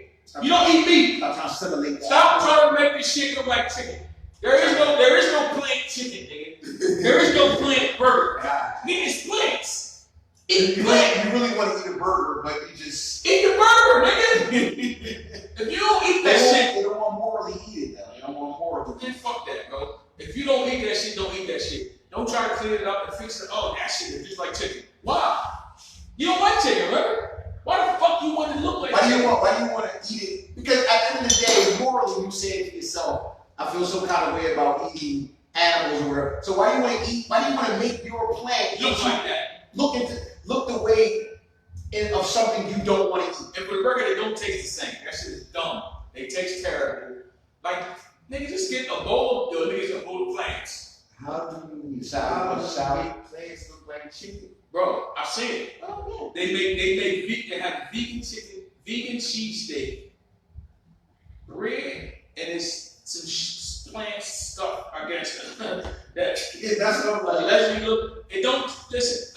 A vegan will have you believe it tastes just like it. No, it don't. It tastes. God, they got it fucked up. It tastes nothing like cheesesteak. That's what I do. Their palates. I be bored. Like, I don't know if I'm still, I don't know. But Their palates are fucked up. how do you make plants look like a fuck that? Like, yeah, like what you said, that an impossible whopper. That's a vegan burger. A vegan. It's a plant burger. Yeah, it's Plant-based. plant-based. So basically, it's plants. So my next question is, how do they make it look like a fucking They hand? just shape it in a form of Give me a a second. I'm gonna find out. They Make shape it it. brown? Yes. How?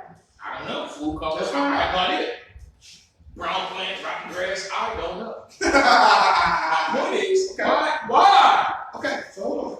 It's made by extracting the DNA from the roots of soy plants, inserting it into genetically engineered yeast, and then fermenting that yeast. The end result is a soy byproduct that helps the burger taste remarkably similar to beef. You know what? It's a lot. Shut up. Himi in the Impossible Burger is made by extracting. You a eating ass? You smoke Oh, God, chill.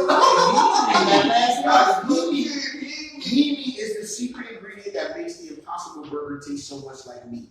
Red meat gets its color and unique texture from the same himi compound. Through Impossible Foods gets its himi from entirely plant-based sources. So once again, himi in the Impossible Burger is made by extracting DNA from the roots of soy plants, inserting it into genetically engineered yeast, and then fermenting that yeast. The end result is a soy byproduct that helps the burger taste remarkably similar to beef. Can I say something? Shout out to Black History Month, which started today.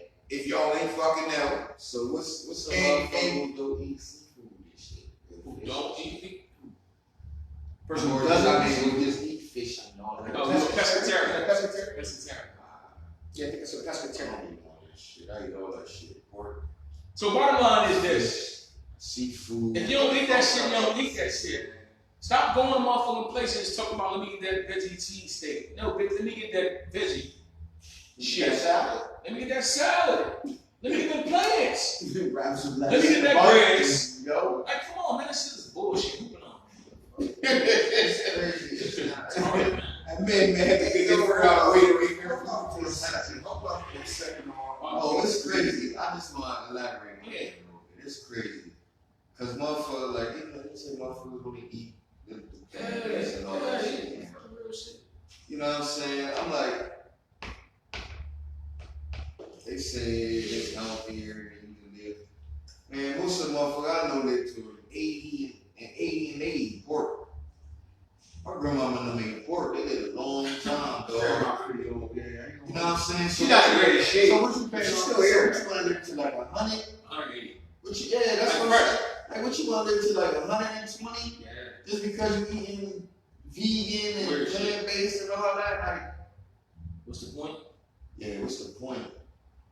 If you're vegan out there, chime in. What the fuck is this going on?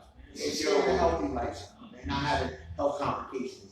Because it's one thing to live, but then to be in pain and have ailments and everything. So the plant-based lifestyle or the vegan lifestyle is, you know, to eliminate a lot of those human ailments that you go through in the older age. Being able to function as you get older, you know, joint function, less arthritis, things like that. So I mean, I can understand, you know, it's quality of life. It's quality of life in your older age. And yo, food is the number one Shit, what I always say. problem in Black people's lies when it, well, I don't say the number one problem, but it's a very significant problem, but it's when food comes into the equation, like people say soul food and fast food, all that kind of stuff. Toast pig, you know, I love fucked up foods from all over the world. Whatever it is, fuck it. But I am conscious of knowing that certain foods will at least help me have better odds of living a longer, more healthier life. Cool. Now, with that Those foods are less desirable. Comma, but it gets here, y'all. Take my shades off. Oh shit. There are a lot of people who say a lot of things about pork and cows and beef and stuff like that. I'm like, I want to eat seafood, I want to eat things, you know, prepared a certain type of way. I'm like, food is food. It may be a detriment to some people, but if you don't eat all healthy foods, which probably you want to live that kind of life, you will probably live at least a vegan, if not a vegetarian life. Let me throw this caveat in here. Listen, You can eat all healthy foods and you can croak tomorrow. exactly. It's the odds that you're trying to Yes, trying to shift in your favor. that's really something I say. The odds, you know, it also goes with, you know, you got to walk a How little old bit. is Jack LaLanne too? If you know 90 somebody years old. Jack LaLanne is a 94, motherfucker 95 years old. at a certain point in his life, I think he eliminated sugar from his diet and went to like Jack one of those LaLanne healthier- lived to be about 94, 95 years old. Jack I put LaLanne. money on it. I put money on it. 94, 95 years old. Francois Henry Jack LaLanne was an American fitness and nutrition guru and motivational speaker. He described himself as being a sugarholic and a junk food junkie until he was 15. At the age of 15, he eliminated sugar from his lifestyle. Now, ironically, he died of complications from pneumonia at 96. I was cutting short. I put a bad bone. I said 94, 95. Now, for most of his life, Jack LaLanne was mostly vegetarian while including fish in his evening meal. In his later years, he appeared to advocate a mostly meatless diet that included fish and some vitamin supplements. He ate 2 meals a day and avoided snacks. Well, the reports are that Jack LaLanne exercised daily up until his death. It's So all it's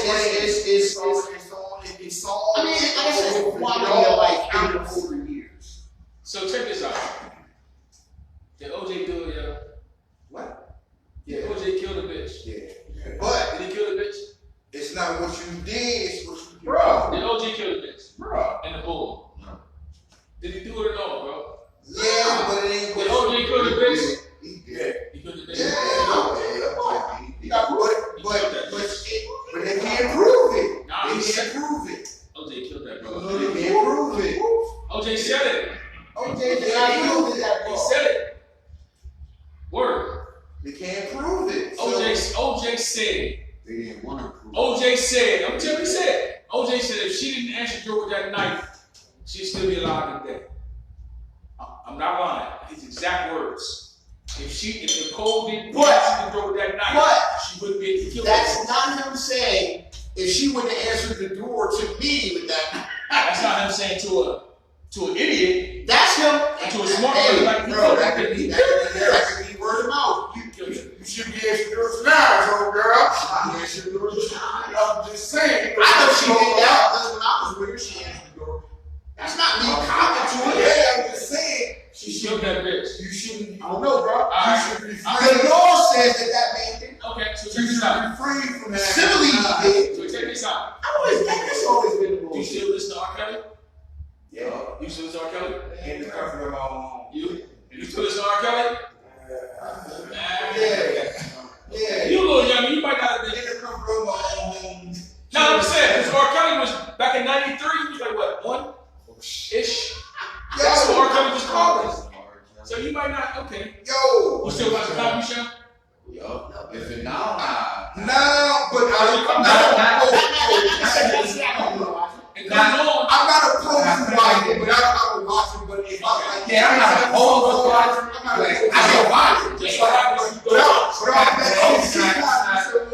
don't think it is as funny as it was when I was 12. Right, exactly.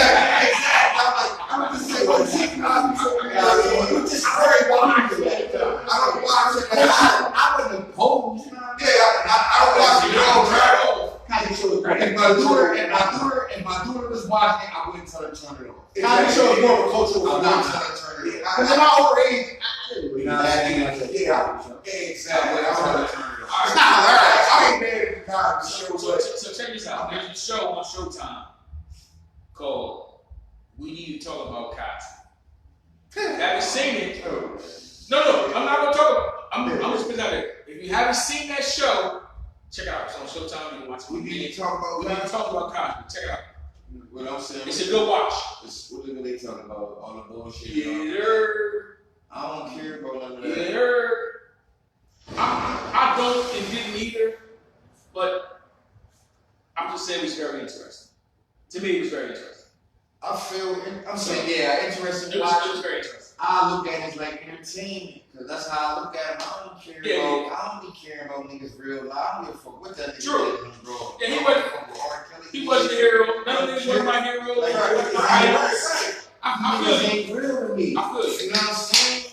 The I real feel niggas and reasons. At least not that part. At least not that part. Man, you niggas is niggas I can reach and touch every day is real to me. I don't give a fuck what go I on. feel that 100%. Like I That's don't real. care, you know what I'm saying? I don't care about none of that, man. Check this out. Is Janet Jackson the greatest female entertainer ever? No. Who is Ed? Ever? You said Greatest female entertainer ever. Who is Ed? probably Beyonce. I knew you were gonna say that. I knew you were gonna say that. Probably. What about you, Brad? I'm coming from the older school, Okay. but I swear The best female I ever seen perform was one that said had it in her tail. Okay. That might be the greatest performance I ever seen in my life. Okay. This So particular hold on. performance. God. So that's a different question. That's a different question. I'm sure. That's a different question, Fresh. I'm not asking you who's the best entertainer you've ever seen. She's the best. She's the best. Greatest. She's the greatest female. Okay, say less. What about you?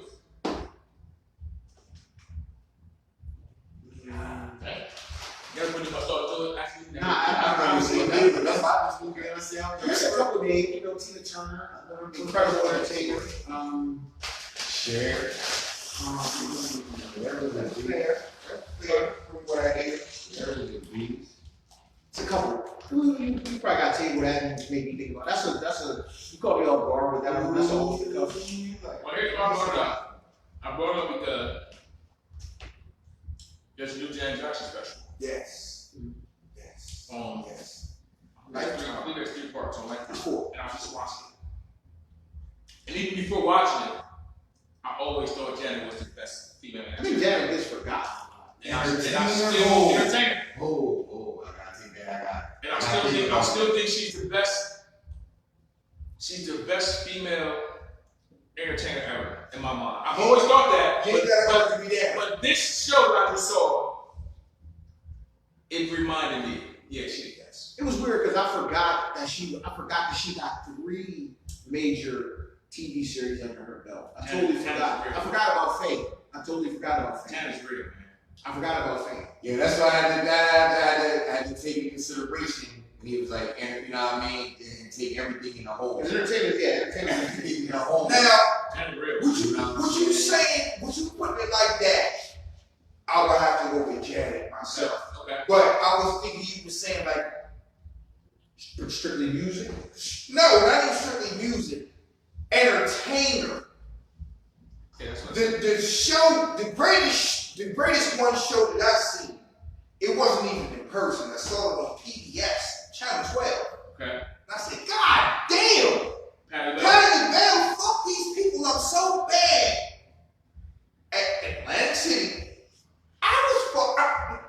When the last time you tuned into Channel 12 PBS for 2.5 hours? Exactly. I was locked and I said, yo, she's fucking these people up so bad.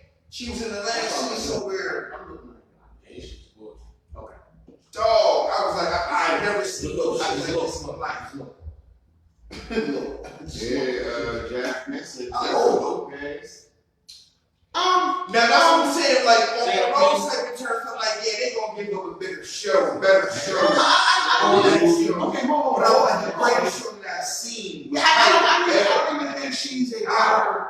I don't even think she's a better dancer or singer than Janet. So I can't say, that's part of the entertainment package. Her acting, Definitely. yeah, that's what I'm saying. That was I gotta give. I was like, I had to take that back to Janet's Janet. a better dancer than Janet. I'm going with that. Yeah, I don't That I was- don't think I just put it out there with the Bill panel. Beyonce, Tina, and and that's what I'm saying. The show that I seen on PBS and I was like, that was a crazy show.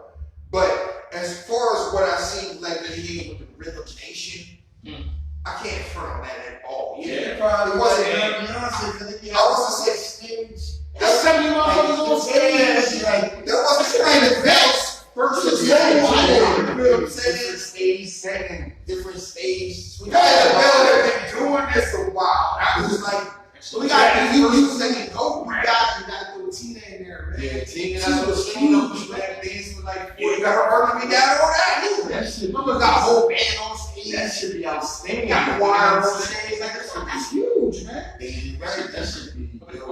That's huge, bro. What people fail to realize about when you got an Ike Turner, you got a Mike, Joe Jackson, people who be Barry Tory, Nick Bush, now Be bitches now. And kids. now we out here, baby on the air, bro. We on the air about that, but sing the soul like I wrote performers, bro.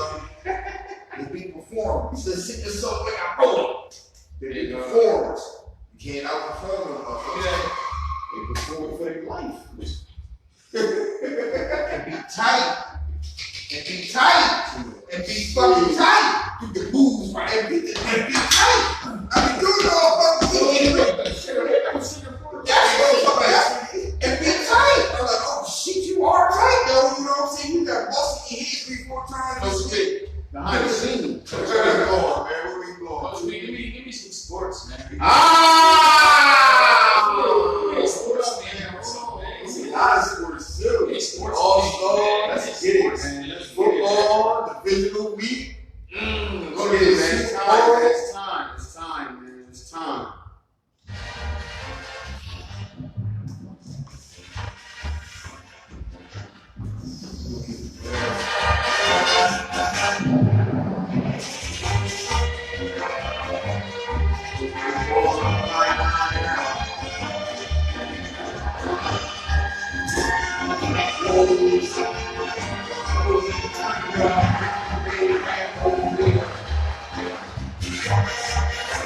Let's go modern. Let's go modern. Free your mind. Let's go modern. Let's let them know. Let's go modern. You're real modern. Let's go modern.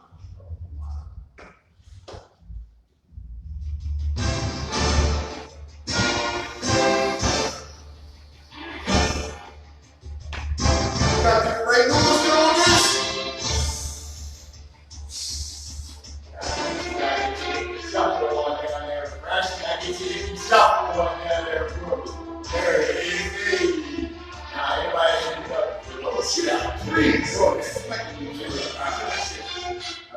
Alright, check this out, folks. Check this out, folks. So, usually right now we do the fire notch performance, but we doing a little something different today, right? So, you know, What the fuck gotta be different? Pipe down, goddamn. I only personally know two bangers.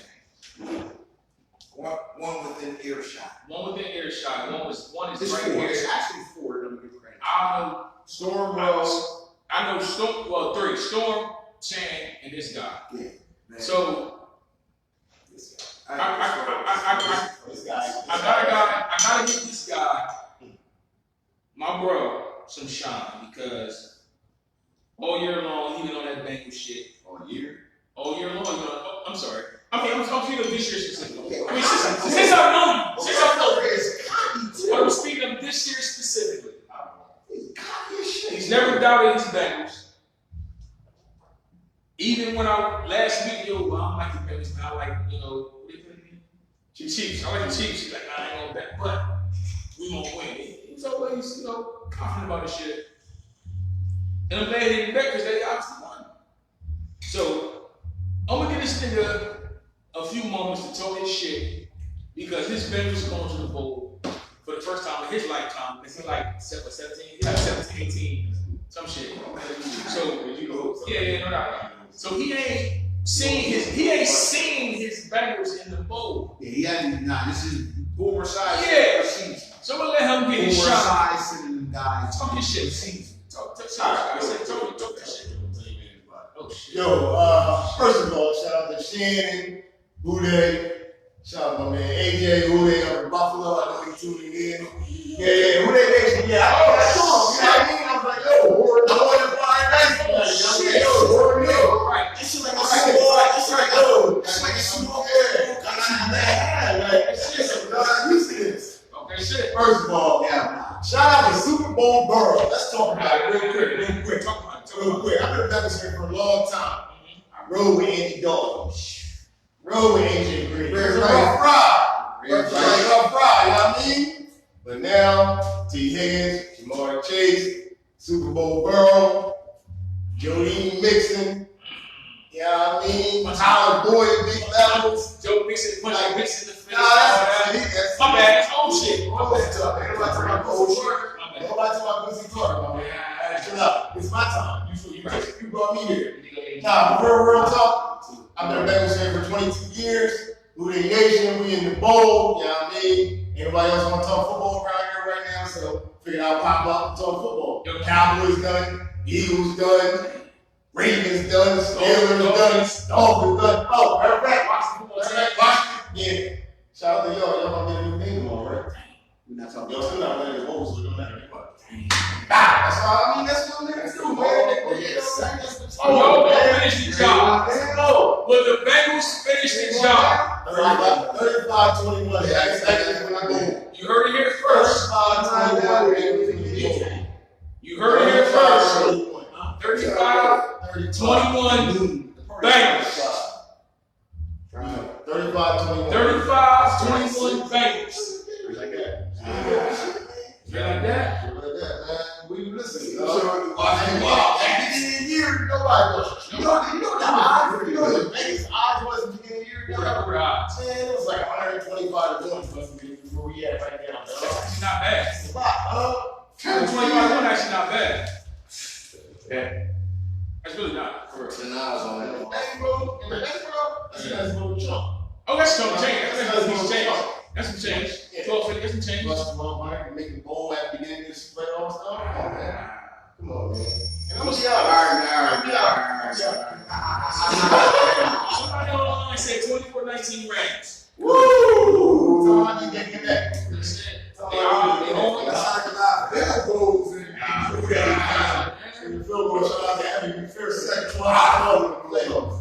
Are you going to Bro, God damn it. Alright, man. Hey, man. God damn it, bro. Are you having a Super Bowl party? Oh, definitely. We're gonna wake up going down. It might be right there. Oh, shit. Say that. Oh, okay. Right where go. Alright, get that little. Oh, get that Dip. security. Come back here. Get out of the stage, man. I'm freaking fucking. That's why you took me. If you come here and 51 Brittany goddamn dick, Man. And Phil Hatchery rolled all the way up to it. shit, small Yeah. dick. It's very tall. Who there? It do, it roll, it go, Listen, it go man. all kind of easy style. To the people All out there, kind of ways. I gotta apologize to the people. I know they didn't want to hear that shit, but that's my bro. I told you to put him on so we can tell these Bengals. I ain't mad at him. Listen, they're what we not. I can't be mad at him. I would be talking the same shit and more. You already know my boys. He got to shine. I ain't mad at him, but he got to go fuck 100% of on. the they got He got to go home. Fuck up his game. Fuck the show, fuck everybody. We Fresh. turn this shit over. Fire nice performance, bro. A fire performance, I have to give to Joseph. I don't know his middle name. Big Gold, Big Chain Burr. I was Cincinnati. I can't front. Matter of fact, I know that nigga name. that motherfucker ended the offense in the second half. I can't front, man. Them motherfuckers is unstoppable. And that's sort of kind of where my ice ball comes from. My favorite coach of all time. I gotta give it to fucking Andy fucking Big Red fucking Reed. This is in your DNA, bro. I can't even front. As much as I love you, and I probably, I like Belichick too, but dude, this is in your DNA. You've been to I don't know how many other teams. 7. God, man. Wow. He almost finished over a quarter right. Bro, that's 7. This is in your DNA. You've been to 8. You lost 7. You've been to 8. You Lost 7. He's been to 4 with the Chiefs, 4 with the Eagles. Only been to the Super Bowl twice. So can we Lost officially 6. Can we officially say this? I love that. Because we are. Wait, but no, hold on, I'm sorry. He did the Super Bowl. He went to the Chiefs. He went twice. And one for the Eagles. Can we say okay. this? He gets your weakness. When it comes to coaches, because we're of Freudian descent. My bad. Mike Tomlin is, I'm going to go ahead and I'm never ever going to say anything bad about Mike Tomlin, so you would never hear me say Mike Tomlin is the greatest coach. I'm not trying to you talking about. The greatest coach as of because I'm of the Freudian descent. Hey, that black man has never had a losing season, so fuck what anybody says. My black is not allowed to say Mike Tomlin is not the greatest. Who you firing? My performance? Oh, wow. I'm telling you what my favorite performance is. My favorite performance is Odell Beckham. And this is why. This is why Odell Beckham is one fire. Odell Beckham has literally went from a motherfucker who we were saying. Remember the picture of the Giants with the ball? Do I actually sent it to a Giants fan I know regularly, so absolutely. Bro, you can kind of rip that picture up now because the Bulls is in the Super Bowl. And not only that, he has literally turned the Rams into some different shit now because you can go ahead and double Cooper Cup. Unfortunately, that motherfucker is back. He is back. That motherfucker has more touchdowns in this step with the Rams than he has had in his whole step with the Browns.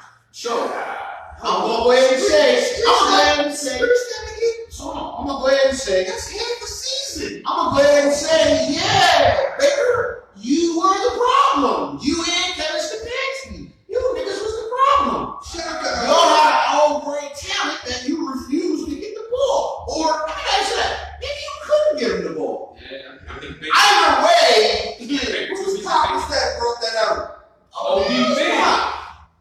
Baker too busy making commercials.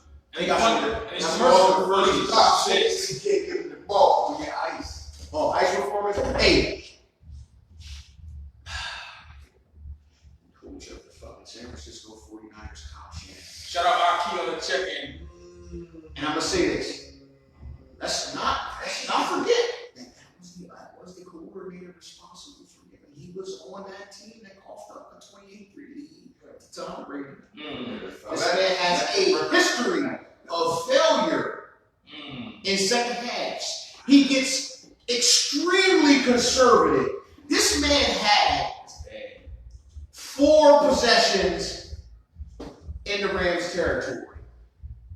And he punted on 4th down each time. With 4th and 2. 4th and manageable.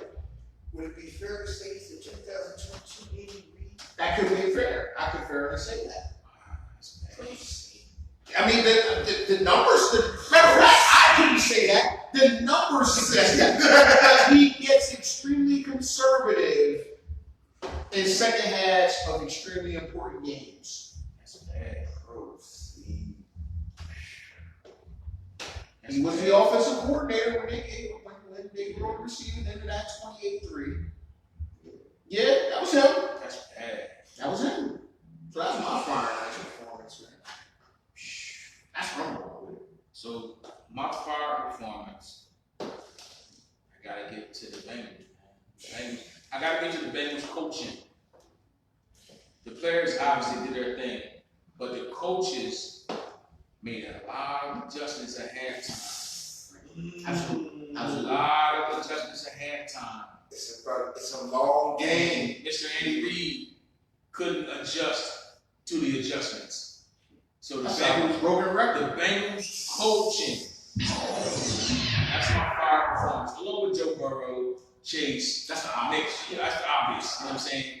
But the Bengals offense, wowzer. OBJ, wowzer.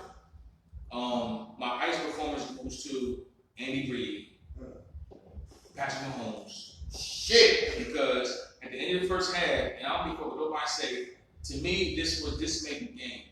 At the end of the first half, he threw the ball to Tyreek, Who just scored to the sideline with 21-3. He threw it to Tyreek on the sideline with like 2 seconds left. As a quarterback, you got to throw that ball to the dirt because you know he's not scoring. So you got to save that 1 second to get that field goal. That performance is real Dakish. His second half performance to me was real Dakish when he gets my ice ball. It's funny that your ice and your fire performance go hand in hand because, like we talked about earlier, that adjustment that the Cincinnati defense made was different than the adjustment that the entire league was planning to do. Because the entire league went zone, 2 deep safety coverage, and just said, hey, you got to dig and don't get away the touchdown. And they conquered that animal. And I think they was looking for Cincinnati to do that. What Cincinnati did, which was interesting, is they rushed 3, spy linebacker, man-to-man across the board with 1 deep safety. And they fucked Mahomes up. Because they didn't allow Mahomes to make any plays with his legs because they had a spot. He was conscious of the spot. You saw several times on replays where he was about to leave the pocket, but he saw that spot and he pulled it back. He froze, man. It was a question. It was a questionable performance. I just want to say he froze. Let's give more credit to the Bengals defense. What they did. I'm gonna give him that. Yeah. I'm gonna give him that. But that man making $500 million. He froze, man. He froze, brother. Somebody got to make that money. He froze, man. Somebody has to make the money. Switch it up on you, Switch it up. man. You know what I mean? You'll cover all the bases. Switch it up. I'm fire, man. Got to go to Joel Embiid. Oh, I'm never opposed to that. Please. And you know, he's been cooking. Yeah. Cooking, you know what I mean? He's been cooking.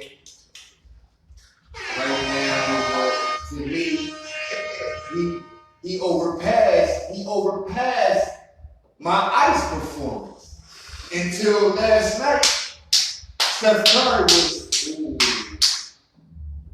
was nowhere to be found. You know what I'm saying? Since Clay came back, he has nowhere to be found. So it's Embiid to you the move up right now? Yes, Embiid is the MVP right now. True. He's definitely the MVP right now. Thank you. You know what I'm saying? And like I just said, my ice performance would be Steph Curry. He's super right here. You know what I'm saying? And I gotta and my you know what I mean, my alternate fire would be Luka. Because he's on fire. On the low. You know what I'm saying? On the low. They've been playing pretty good. They on a run right now, you know what I'm saying? So Let them reflect. go ahead. So check this out.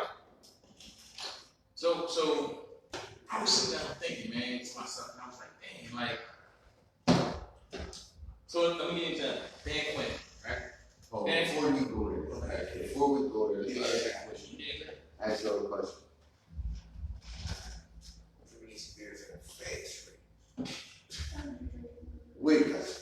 Wiggins, okay. Wiggins. Andre Wiggins? Wiggins. Yeah. Okay. Congrats, young man. Wiggins. Congrats. What's the thing? Well, Go ahead. it's funny because I remember that Fable forward class that he came out in. You know, when him, Jabari Parker, Aaron Gordon, Julius Randle.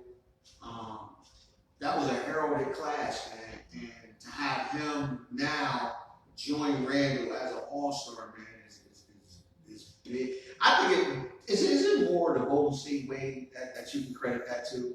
Yes. But is it the Golden State way of doing things? Yes. But Because I mean, he is playing with probably the defining player in this generation. He's definitely playing with him. So that may have a lot to do. And it actually goes to show maybe some guys just aren't built to carry a team. Some guys are just built to be extraordinary, supplemental, or complementary players. I want y'all to. So, time out. Hold on. No. But we still on this subject. I'm there too. So, would he have made it if he wasn't voted a starter? Would he have made the All-Star game?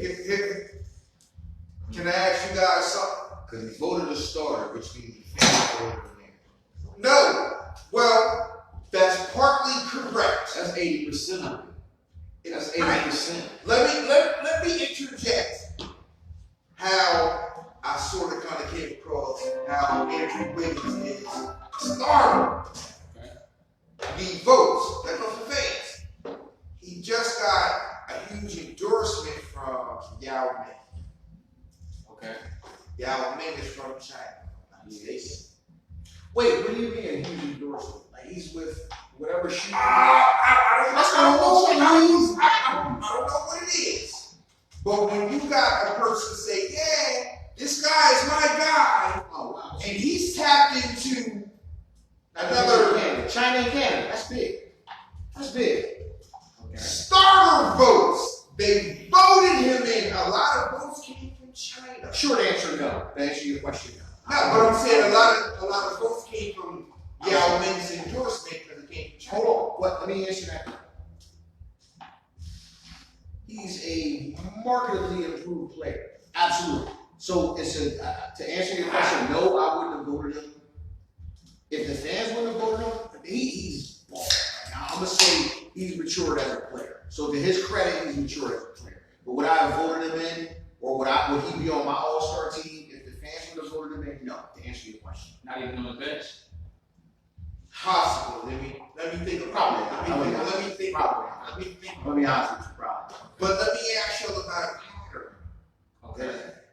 But I understand. Always say, Ralph Squall. What's the pattern? always say I fuck with Golden State because the way they play. Andre Iguodala has gotten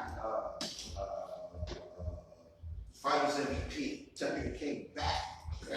Draymond Green has gotten, I don't know, about 6, 7 All-Stars. Not saying he's got, a couple he do for and possibly a player, defensive player of the year that he may not marry.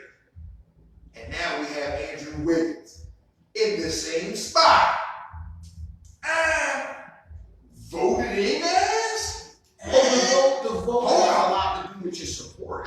Right. But I don't say it has nothing to do with your What I'm but it has a lot to do saying with your is support. these 3 players have been upgraded. Sure, you can throw Jordan Poole in there because they Have been upgraded. Kaminga, they coming. So Right. Not saying they ain't the players they are, but Golden State has a way about absolutely. And I'm like, I like what they got going on. yeah. So when you look at those 3 players, I'm like, to me, damn, they've got even because of the Golden State players. Warrior way. Yes, they got those 3 players that benefited the most. I got real accolades at the crib. Would he be on your All-Star team? Starting or otherwise? He wouldn't be a starter. Would he be on your All-Star team, starting or otherwise? Probably not. I haven't seen. Probably not. Probably Okay. not. Question answer. So think about the All-Star. Yeah, that's what I'm saying. What you think? And the rookie sophomore. And the rookie sophomore. I love the Morant. Shout out to John Moran. John Moran went out and Morant is bald. Yeah, he went out. He jumped to the MVP race with his chest out. Bald. Who else in the West? LeBron. Got We questions? didn't have enough of that labor shit. We didn't have enough of that labor shit. Are Lakers done? Are they gonna make the playoffs? Are they gonna make the playoffs? Possibility, because Are they gonna the best first? I don't think so. I predict they'll end up somewhere in the play 9 or 10. 9 or 10. That's where I predict. Okay. I mean, so that's what they might get. But first round, you're going to get somebody who's going to sweep you. The Suns don't care about you, man. Suns Fuck it. That's old shit, man. Fuck y'all. Suns not trying to. Fuck y'all. Suns probably not trying to. Fuck y'all, old niggas, man. Y'all got young old niggas. Check this out. So, we all know who Dan Quinn is, right? Yeah. All right. So Dan Quinn was the coach of the Falcons when they had that debacle against Tom Brady, the coach, right? Quinn was within the last few years fired as head coach of the Falcons, right? So Dan Quinn comes on as a Cowboys defensive coordinator. The defense has a stellar year. Now Dan Quinn has about 3, 4 5 interviews for head coach position. That's not going anywhere because I know how Jerry Pattis probably said they can sit down for a minute. But the point of this is, I've noticed that white head coaches can go somewhere they stink, they get fired, they go to college football for a year or two, or they be a coordinator somewhere, and then they'll be rehired as a head coach in the NFL. Shout out Josh McDaniels, right? Why is that the same with black coaches? Do we know any black coaches right now? Hold on. Do we know any black coaches right now that were head coaches that were fired and now they're in the NFL at any position? Todd Bowles. Okay. Todd Bowles. Okay. Anybody else? Let's any position. Any coordinator or head coach that was fired. Is Lovie Smith in the league right now? Lovie Smith is somewhere. No, They he's Jacksonville. They were fired as head coach. Black coaches fired as head coach. Houston. And now they're back in the NFL at either coordinator or head coach position. Or let me Let me say it differently. Black head coaches who were fired and then hired somewhere else as a head coach in the NFL. Nah. Are there any? What about have they even interviewed? Very few. Have they even interviewed? Well, it's funny that you say that because there's a bombshell going on right now. Bang. Right now is Talk about it. which is huge. And when we talked about this months ago, man, in terms of the nepotism and favoritism in the NFL, Brian Flores has just dropped a major bombshell on the NFL. He is suing the NFL and the owners. Oh, from scratch. Please. Talk about it. I'm today years old. I'm to now years old. Talk about it. This is a landmark lawsuit that he's filed against the NFL and its owners for racist hiring practices. Ooh, I've been waiting for And something like this. Now, let's give some context to this because let's give some context to this. Okay. Oh, I didn't know that. Now, part of this is because Shut up, Steve Wilkes. what was leaked was Shut up, David. Bill Belichick texted Brian Flores unintentionally, thinking that he is texting Brian Dable, who we know now as the new hire for the Giants, right? Okay, right. He texts Brian Flores, I think 2 or 3 days prior to his interview. What Bill Belichick says, and I quote, "Sounds like you landed. Congrats." Flores responds, "Did you hear something I did?" Bill Belichick says, "Giants, like the Giants." Flores' response is, "I interviewed on Thursday. I think I got a shot." He hadn't even interviewed. Belichick responds, "Got it. I heard from Buffalo and the New York Giants that you are their guy. I hope it works out for you. If you want it too. Flores' response, that's definitely what I want. I hope you're right, Coach. Thank you. The next one is shocking. Coach, are you talking to Brian Flores or Brian David? Just making sure. Oh. What he said, sorry, I fucked this up. I double checked. I misread the text. I think they're naming Dable. I'm sorry about that. Oh! Well, I'm not surprised by any means. Hold on, let me add some context again, just so you can I just want to pour a little gasoline on you. Bro had me to interview for the job. How the fuck you know who got the job already, Bill? I work in New England. I'm sorry, go ahead. No, can we say collusion? Bro said I interview on Thursday. How the hell does Bill Belichick know that Brian Daboll is getting hired in Buffalo? Because he's one of the Bills' guys. I know it is. But what I'm saying How long is, have you been coaching in the NFL? yeah, what I'm saying is, Bill knew that Brian Daboll was being hired before Brian was. First NFL coaching job in 2018. It's 2020. Collusion is a He's a foot. head fucking coach. Collusion is a foot. He's talking about My big brother. Who's coaching trade? You see, he had a suit in. The suit that ain't sick. He ain't never had no suit. Who's coaching trade? Bill Belichick. Dog. What I'm Brian saying Flores is, is too, though. what I'm the saying. difference? So now, that's the context. Because I know both of you is The difference. He only been coaching for 3 years. You missing the point. What's the point, bro?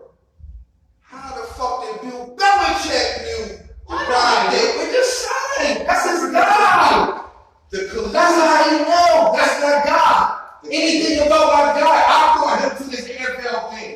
That's how I know, Fresh.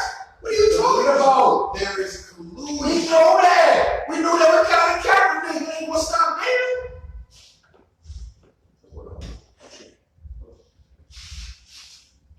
Let the record reflect. They got sued for collusion. Let the record reflect that Bill Belichick worked for the New England Patriots.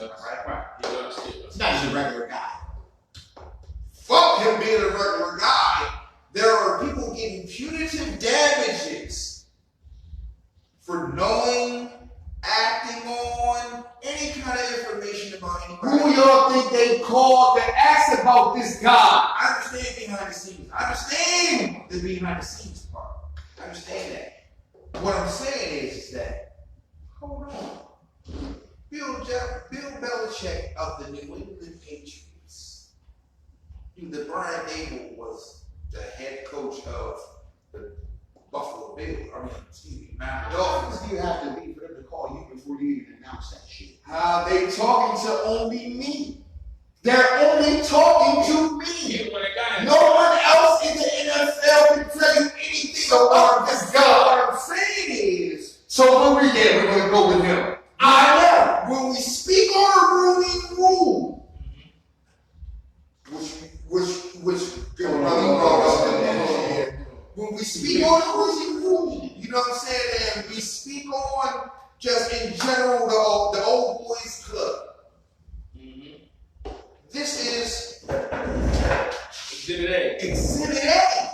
And people are just saying, okay, well, no, let the record reflect. Brian Daboll didn't even know he was the coach yet of another team, but Bill Belichick did. She wasn't even announced. Exactly.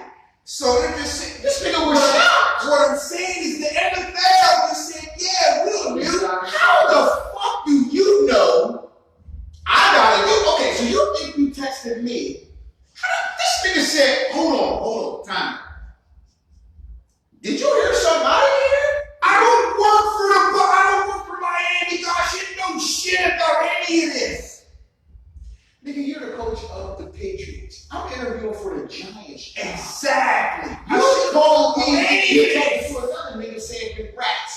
That's what I'm trying to explain. He should know. Bill Belichick should know about the Giants and the Dolphins shit. At all. You should know. This is what I'm saying. This shit is Listen, please let the record like this. He the knew. only person that the Giants could have talked to about this guy is Bill Belichick. No other. He's only been coaching since 2008. There's nobody that can give you any point of reference but me. Yes. So boom, I'm giving. Y'all keep calling me. Y'all keep calling me getting feedback. Keep calling me getting feedback. Keep calling me getting feedback. Because obviously y'all interviewed Gamble. Y'all didn't interview Flores yet. Y'all interviewed Gamble. So now the only person y'all can talk to about the feedback is me. And I'm giving y'all good news. So you know what the end of the conversation is? You know what the end of the conversation is? Yo, we're gonna go with him, Bill. We're gonna go with him. We're gonna go with you guys, Bill. So you know what he thinking he being flipped too. By then you get the heads up. Because you're my guy. So I'm thinking I'm texting you, yo, they're gonna go with you. You know what I'm saying? If you want it, they're gonna go with you. That's what I'm talking about.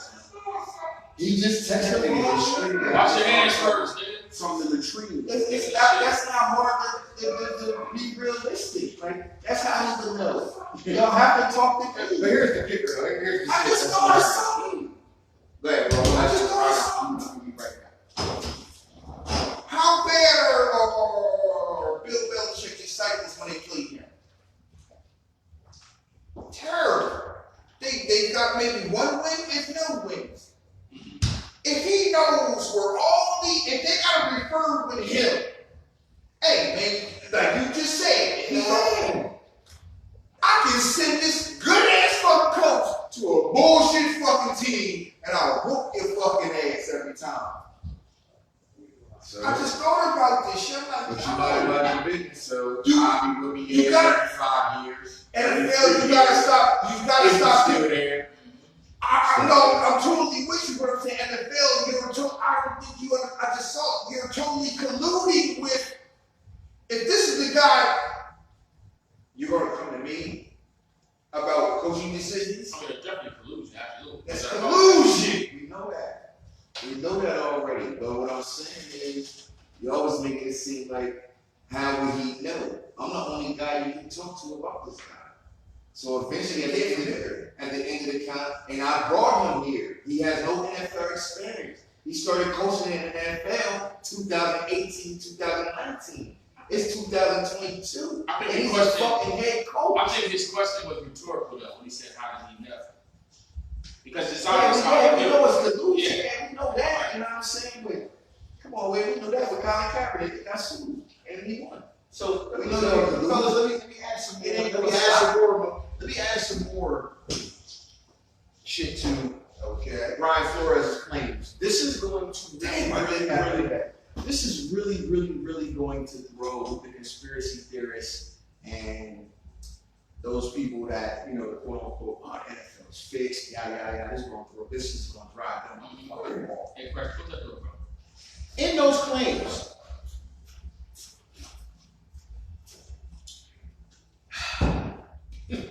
in his class action lawsuit, what he is saying is,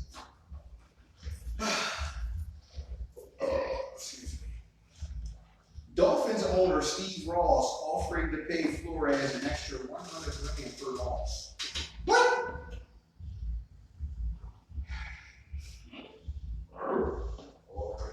Oh, huh?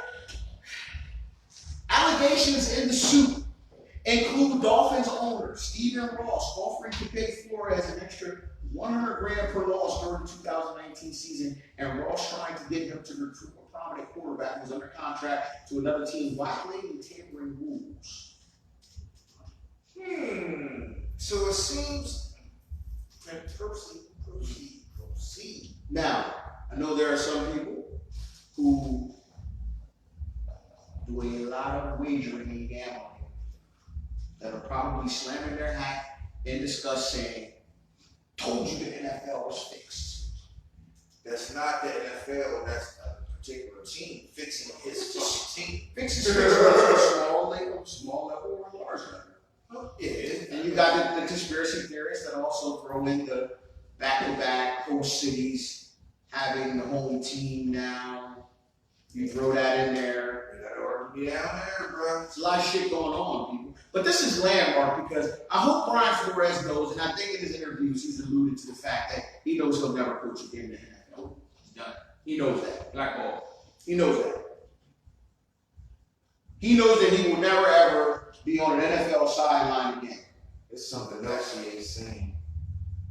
Because Scott, all the coaches, y'all didn't even feel it. Well, It's it's something something else that was said that he just ain't putting out there that made him. It mainly comes down to, and I think that text message kind of really drives the nail home, that the lawsuit says that the Giants scheduled a fake interview with Flores last week to comply with the Rooney Rule. Flores also said the Broncos put him through a similar interview 3 years ago with no intention of considering him for the job. The NFL said in a statement that Flores' claims are without merit, with all these three franchises denied the allegations and defended their hiring process in separate statements. However, Bill Belichick's text contradicts that. If it's gonna work one way, it's gotta work the other. Hello. So we've discussed the Rooney Rule before in length. Go back into the archives if you will. We've discussed it at length, and it's quote unquote bullshit. Meaning, this is 100% proof positive that that particular rule is bullshit. It was more of a pacifier to black coaches because I think one of y'all, I can't remember who said it. My brothers was like, if you ain't gonna give me the job, don't even fucking interview me because it's a horse and pony show. Dog and pony show, I think we refer. I know I said, I'm in favor of the Rooney Rule because I'm in favor of the people who brought the Rooney Rule about. Because if it wasn't a Rooney Rule, it wouldn't be no black in the motherfucking games. You feel what I'm saying? But at the same time, I was like, yo, this shit is a dog and pony show, and it's fucked up. So fucked up. So fucked up. You know what was fucked up? You know what really had me fucked up when I seen this shit. You have a black man who has helmed the number one AFC offense for, I don't know, 4 or 5 years now. Eric Bieniemy, all right? Yes. Consideration for, yes, he has. Now, okay, cool, no problem. He is not even considered, and someone who was in heavy consideration just was coaching high school fucking football. You know why? You know why I'm gonna just ask that? Because you know what y'all did? You know what you're doing? On your ice, y'all just Andy Reid. Who's y'all? Your ice was Andy Reid. That's why Eric Bieniemy not getting no job. Because Andy Reid is considered the play caller. Cool. No, that's why he not getting no job. Cool. That's why he not getting no job. Alright, no problem. But what I'm saying is, what can you say? if there was a person that you wanted to consider for your head coaching or offensive coaching or defensive coaching coordinator positions, would you say that Eric Bieniemy would be a stronger candidate or a high school fucking coach would be a heavier candidate? Eric Bieniemy. That's what we all would say. Now, with this being said, people like, damn, homie, he just was a player when he coached high school. He's heavily considered. Matter of fact, we got what the fuck? He didn't even win his division in Kentucky. Bro. McCall. I don't know which one it is. It's like 5. The one that played in the NFL? Like I said, I don't know which one it was. It's like 5 of them. It's a couple Luke, J.K., Rick. It's a couple McCalls. But he's in heavy consideration for an NFL job. Matter of fact, he was the one. Josh. What's that? The fourth McCown? That's the one that played in the NFL. He played. All of them played in the NFL. What I'm saying, he was the one that played for the Eagles. Josh McCown, that as NFL's next big story. Next big story. How the fuck did that happen? You wasn't even in the NFL. How can you be the NFL's next big story? You wasn't even in the NFL. Hold on. Currently an offensive assistant at Rush High School. That's like things very I ain't saying that ain't gonna happen. But what I'm saying is, removed from high school. He went to Texas Tech, left there, there are went so many Went signs pro. that say we got He went to high school, black went to coaches. Texas, and left, and went pro. There are shout out to the Steelers. It's somebody that likes somebody that, you know what I mean, you build that relationship But there are so many with a millionaire. there are so many teams that say we not fucking with black coaches because we will scour high school before we just go to somebody who's just right there. It's just sad, man. It's just sad. You ain't calling the plays. All right, cool. You was right there with the man who called. Super Bowl predictions. Fuck it. Let's get to it. Super Bowl predictions. Where we at? You shut up, nigga. I'm not even going. The Rams in a close. Any score? What's the score? Who we got? 27-26. Super Bowl MVP? Super Bowl MVP? Cooper Cup. Hold on. Before we do that, my apologies to Matt Stafford, the trash Matt Stafford. We said Matt Stafford would show up in his silver and blue. Congrats to Matt Stafford. You in the Super Bowl. Still got one more game. 2 weeks ago, you did everything. Proceed. I'm gonna go with the Bengals, man. I'm gonna say 27-17. And I say that because the Bengals are so young. You know how you say sometimes you're too stupid to be scared? The Bengals ain't too young. They don't give a fuck about the things they're playing. And also, I think that Matt Stafford, even with the compliment you just gave him, he's Matt Stafford. And I think he's gonna give the ball away twice. Here's what I think. I think this is the first time in his career he's been surrounded with talent that can win despite him, but he's always had the arm talent to actually go win a game. I'm going to go with the Rams 35-31. High scoring affair, 35-31. But I think it might be here. They pushed all their chips to the center of the table, and they acquired so much superstar talent, man, and you're seeing it's actually paying dividends. And I think they're extremely 13 games, 35-31, and so forth. Rams win. MVP, I'm gonna go with Burrow. MVP.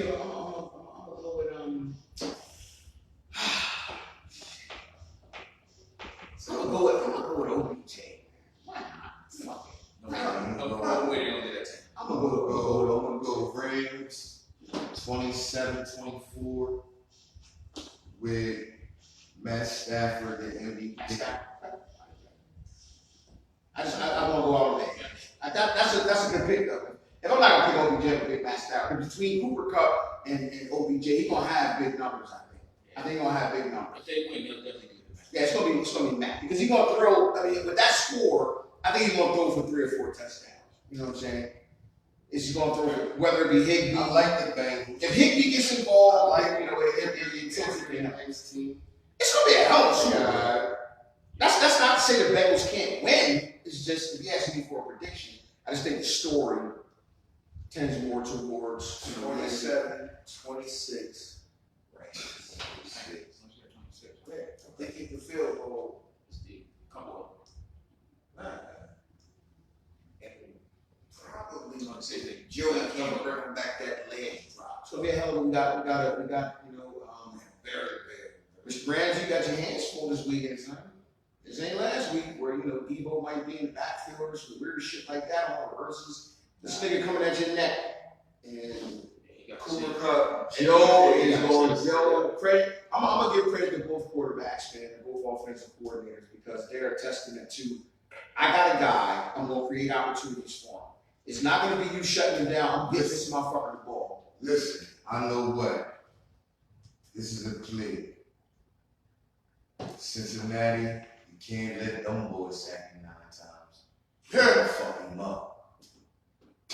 They gonna fuck him up if they sack him. If they sack Joe Burrow 9 times, he not gonna make it up. He ain't gonna make it to the end of the game. I mean, yeah. Believe that. It's a different atmosphere. A little different atmosphere. They closers and game changers on that other side, man. On that other side right there. They coming, nigga. Yeah, Aaron Donald is probably going to go down as one of the game's greats. Vaughn Miller has already cemented himself, to be honest with you. He's got Super Bowl MVP. You know what I'm saying?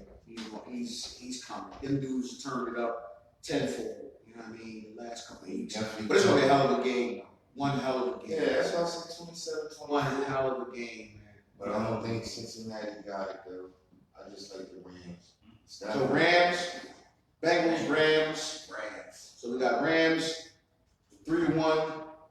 Can we agree? Probably. Well, can we say 27, 26, 26, 27, 21? I said 27, 26. Is that high score fair?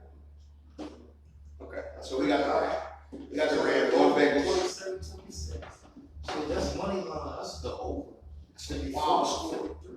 So definitely, I think definitely take the over. I think definitely take the over.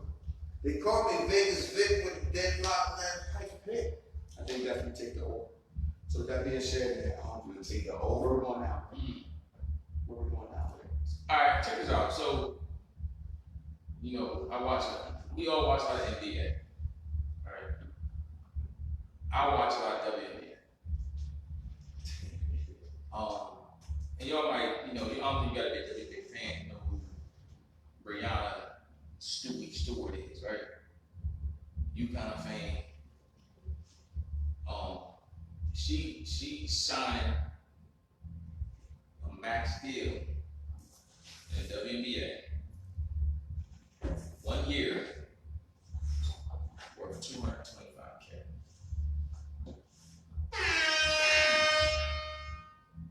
Max year. Max contract. 1 year, $225K. And we all know NBA, a max year could be 40, 50 for 1 year. 40, 50, you know what I'm saying? A year, 60, whatever it is. So I think that the fact that it's $225K says a lot about it. Right? You hear a lot about, you know, it's unproportionately paid. Absolutely. You know what I'm saying? And I agree. And as big as a WNBA fan as I am, I think that it should be the way it is because I don't know that motherfucker. Like I watch the games, man, and I see the stands. Sure. And you can get 50, 60 people in the crowd. It's not generating that. You know what I'm saying? It's not generating the bread. It's not To where you can close that shit back together, man. I want to see Seattle. She's not going to Seattle. So not only are they not generating that kind of money as a league, you're playing at a small market. Very small. So yeah, that's Even for the NBA, Seattle was very small. it was so small. Hence, They got rid of that Oklahoma motherfucker. City. Y'all want the kicker of the whole situation? Huh? The kicker of the whole fucking situation. I'm listening. Becky Hammons just signed on to be the coach of the Las Vegas Aces. And she's making more than every player in the WNBA. She's making $1 million a year, which is the highest for any WNBA coach. But you know what? Just like I was saying, there ain't nobody in the crowd.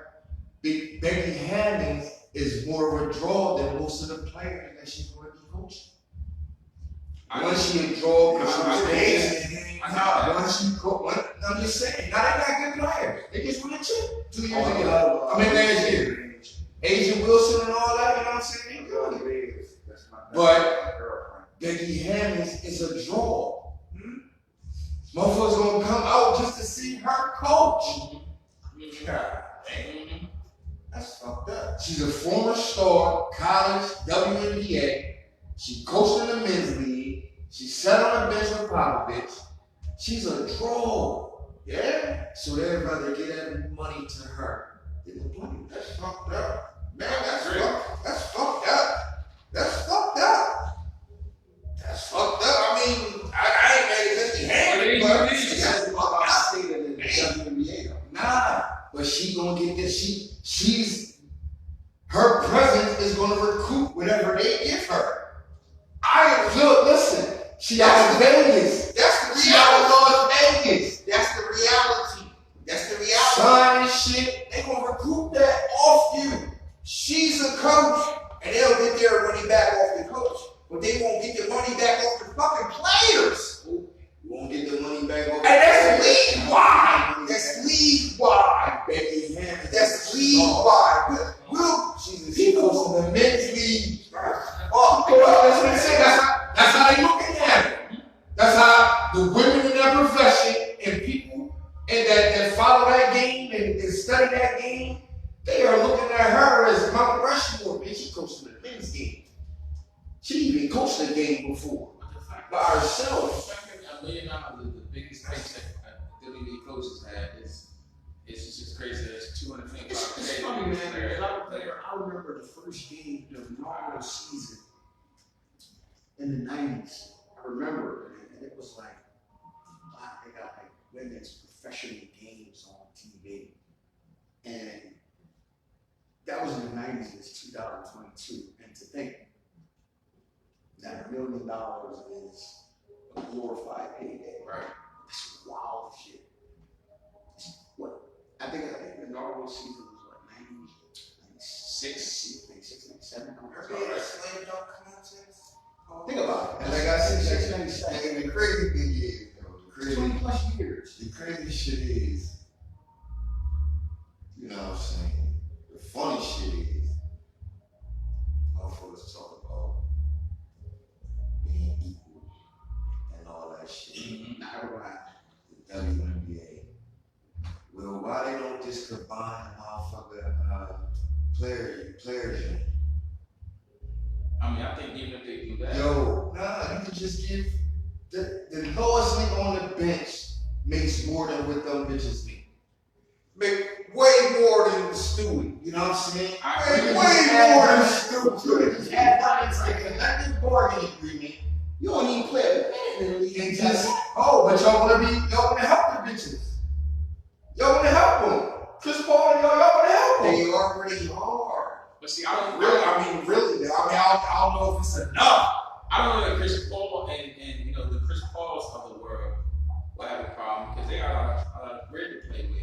But if you're the nigga on the bench, I ain't trying to give up my bread. Nah, but that's what I'm saying. If you I'm not trying to bar my $3,000 a year. There are a lot of cities, not all, but a lot of NBA cities that have had to take on the WNBA teams. Man, listen. They had to supplement their shit. It's more of a Listen, what it boils down to, women's basketball is not that popular. I agree. Women, not yet. Women, please show up to women's basketball. I think please. you're on some ignorant air, and it's not, because listen, if they really wanted to pay these women and do right by these women, as you say, man, listen, it's like 25 G League teams that we do not need. I don't think we need the G. That's what I'm saying. I tweeted that like 2 weeks ago when all the players was getting sick and shit. They wasn't getting no niggas from the G League. They was calling niggas from the streets. Ex-NBA. Man, Stevenson, come on. He wasn't in the G League. He was. Nah, he went to the G League so because they knew they was calling. I didn't know who up. Yeah, man. Just run a couple games. All these niggas that been in the G League wasn't getting the call. Isaiah Thomas, 2 weeks in the G League, get the call. You niggas been in the G League for 3 years. You niggas don't get the call.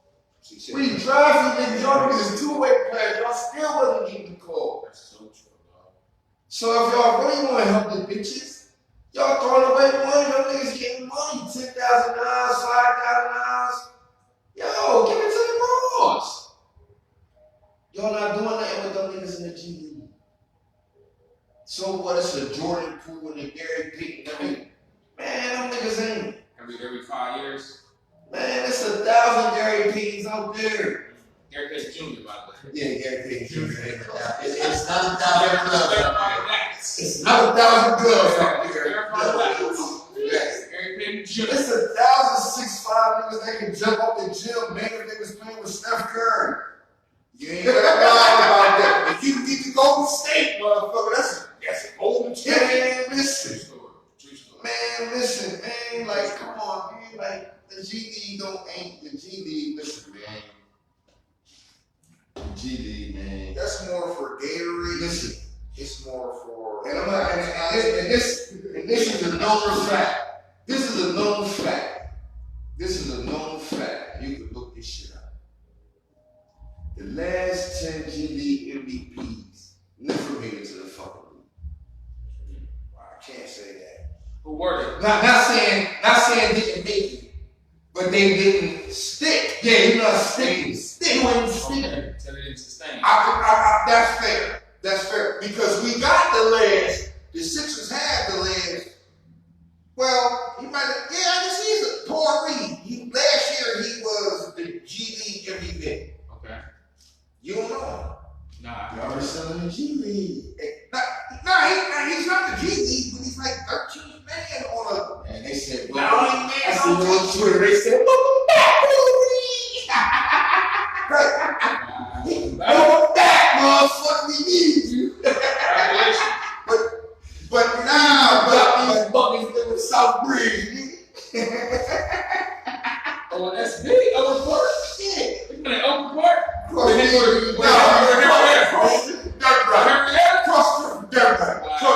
street from Dirtbag. That's what it's bucks down cross the street from Dirtbag. Now, let that sink in. Yeah, He was getting buckets cross the street from Dirtbag tires. Let that sink in. That's what I'm saying, but I'm getting buckets cross the street from Dirtbag tires. The G League wasted time. That's in the swamp. The G League so wasted time. They built another one. Just for high school niggas. Like, I'm these niggas. Fuck you niggas. We gonna jump over y'all. We missing G League. We missing the money. We gonna jump over y'all and get these niggas. So in short, they should get that money to the Yeah, get that money to the bros, man. Get that money No, to the bros, man. but don't get it twisted. Get that money to the bros, man. 14-year-old, But, 2-year-old, like my man Fresh always said, I would rather watch a bunch of bum niggas play that court. A bunch of bum niggas. They got watch some girls. this gonna be a dope different dope. It's just a different type of basketball. We play like I'm pissed, bro. I'm pissed. That's a hoop. Oh, nah, that's a layup. Oh, that's a block. What are you saying? I can't. And that's what it all boils down to. Niggas gotta watch bullshit G League games. What do you watch? Watch the Iowa Red Ants. Did you ever want to watch? No, man. No, Iceman. We have covered. We have covered the Sacramento. We covered these games. See Malik Newman out there like that. He put in work together. He put in work on these niggas down South Bridge. He put in work on these down South Bridge. This nigga Kyle Guy from Virginia put in work. Right down on B Street. So who you playing? The Red Ants. Red Ants. Iowa Red Ants, man. Hey, what's the dance for that? Wow, man. Iowa Red Ants. All right, man. It's gonna be a long night, man. It's been a long night. It's out of here, folks. It's been a long night. It's been a long night, man. And then none of them niggas really be. Ain't none of them niggas be coming in the league. Mariel Shayok. I was thinking about him the other day. And I was like, he was the MVP of the league, wasn't he? Like a couple years ago. But listen, it's been a long night, man. We appreciate y'all rocking with us, man. This has been a fine, nice experience. Thought-provoking, black culture, lifestyle experience, sports entertainment, current events, political views, anything. If it's going on, we talk about it. I never shy away from it, man. We appreciate y'all for walking with us. Y'all can be anywhere, but y'all rocking with us, man. Closing thoughts, brothers? Yeah. Man, thanks for rocking out with us, man. You know, we got more shit to come from Area 51. Y'all gonna be surprised when y'all listen. Y'all have no idea. But thanks for rocking out with us, man. Have a good night. Yeah. Your boy, man. B-Mac, man. B-Way. We in the building. All day. We in the building. We got my man Ed in the building. Thanks for all that. All day. Let's get it, man. We appreciate y'all, man. Thank you Hey, for walking with us. yo. Keep walking with us, man. We here. Yo. Area 51. Come see us. Come see us, man. We I know y'all know walking. where we at, but holla at us. We invitation only, man. Holla at us. If we walking, we blowing, and we drinking. Thank y'all. We shit. Boy, fresh. It's a lot of work in my section. All right, nice. Be easy. Peace. Area 51.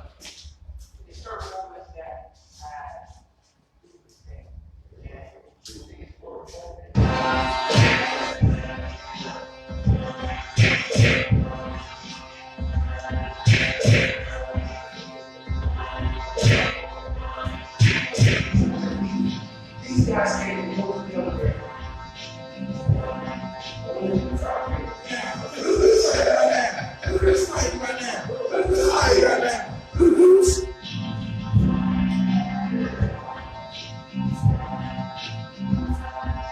I was killing so many niggas in this verse. I was like, off one bullet, I killed like a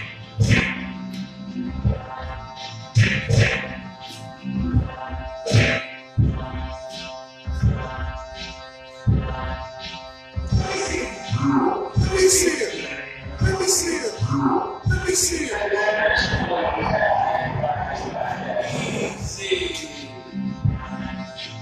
Give me the E one more time. The E one more time. My man.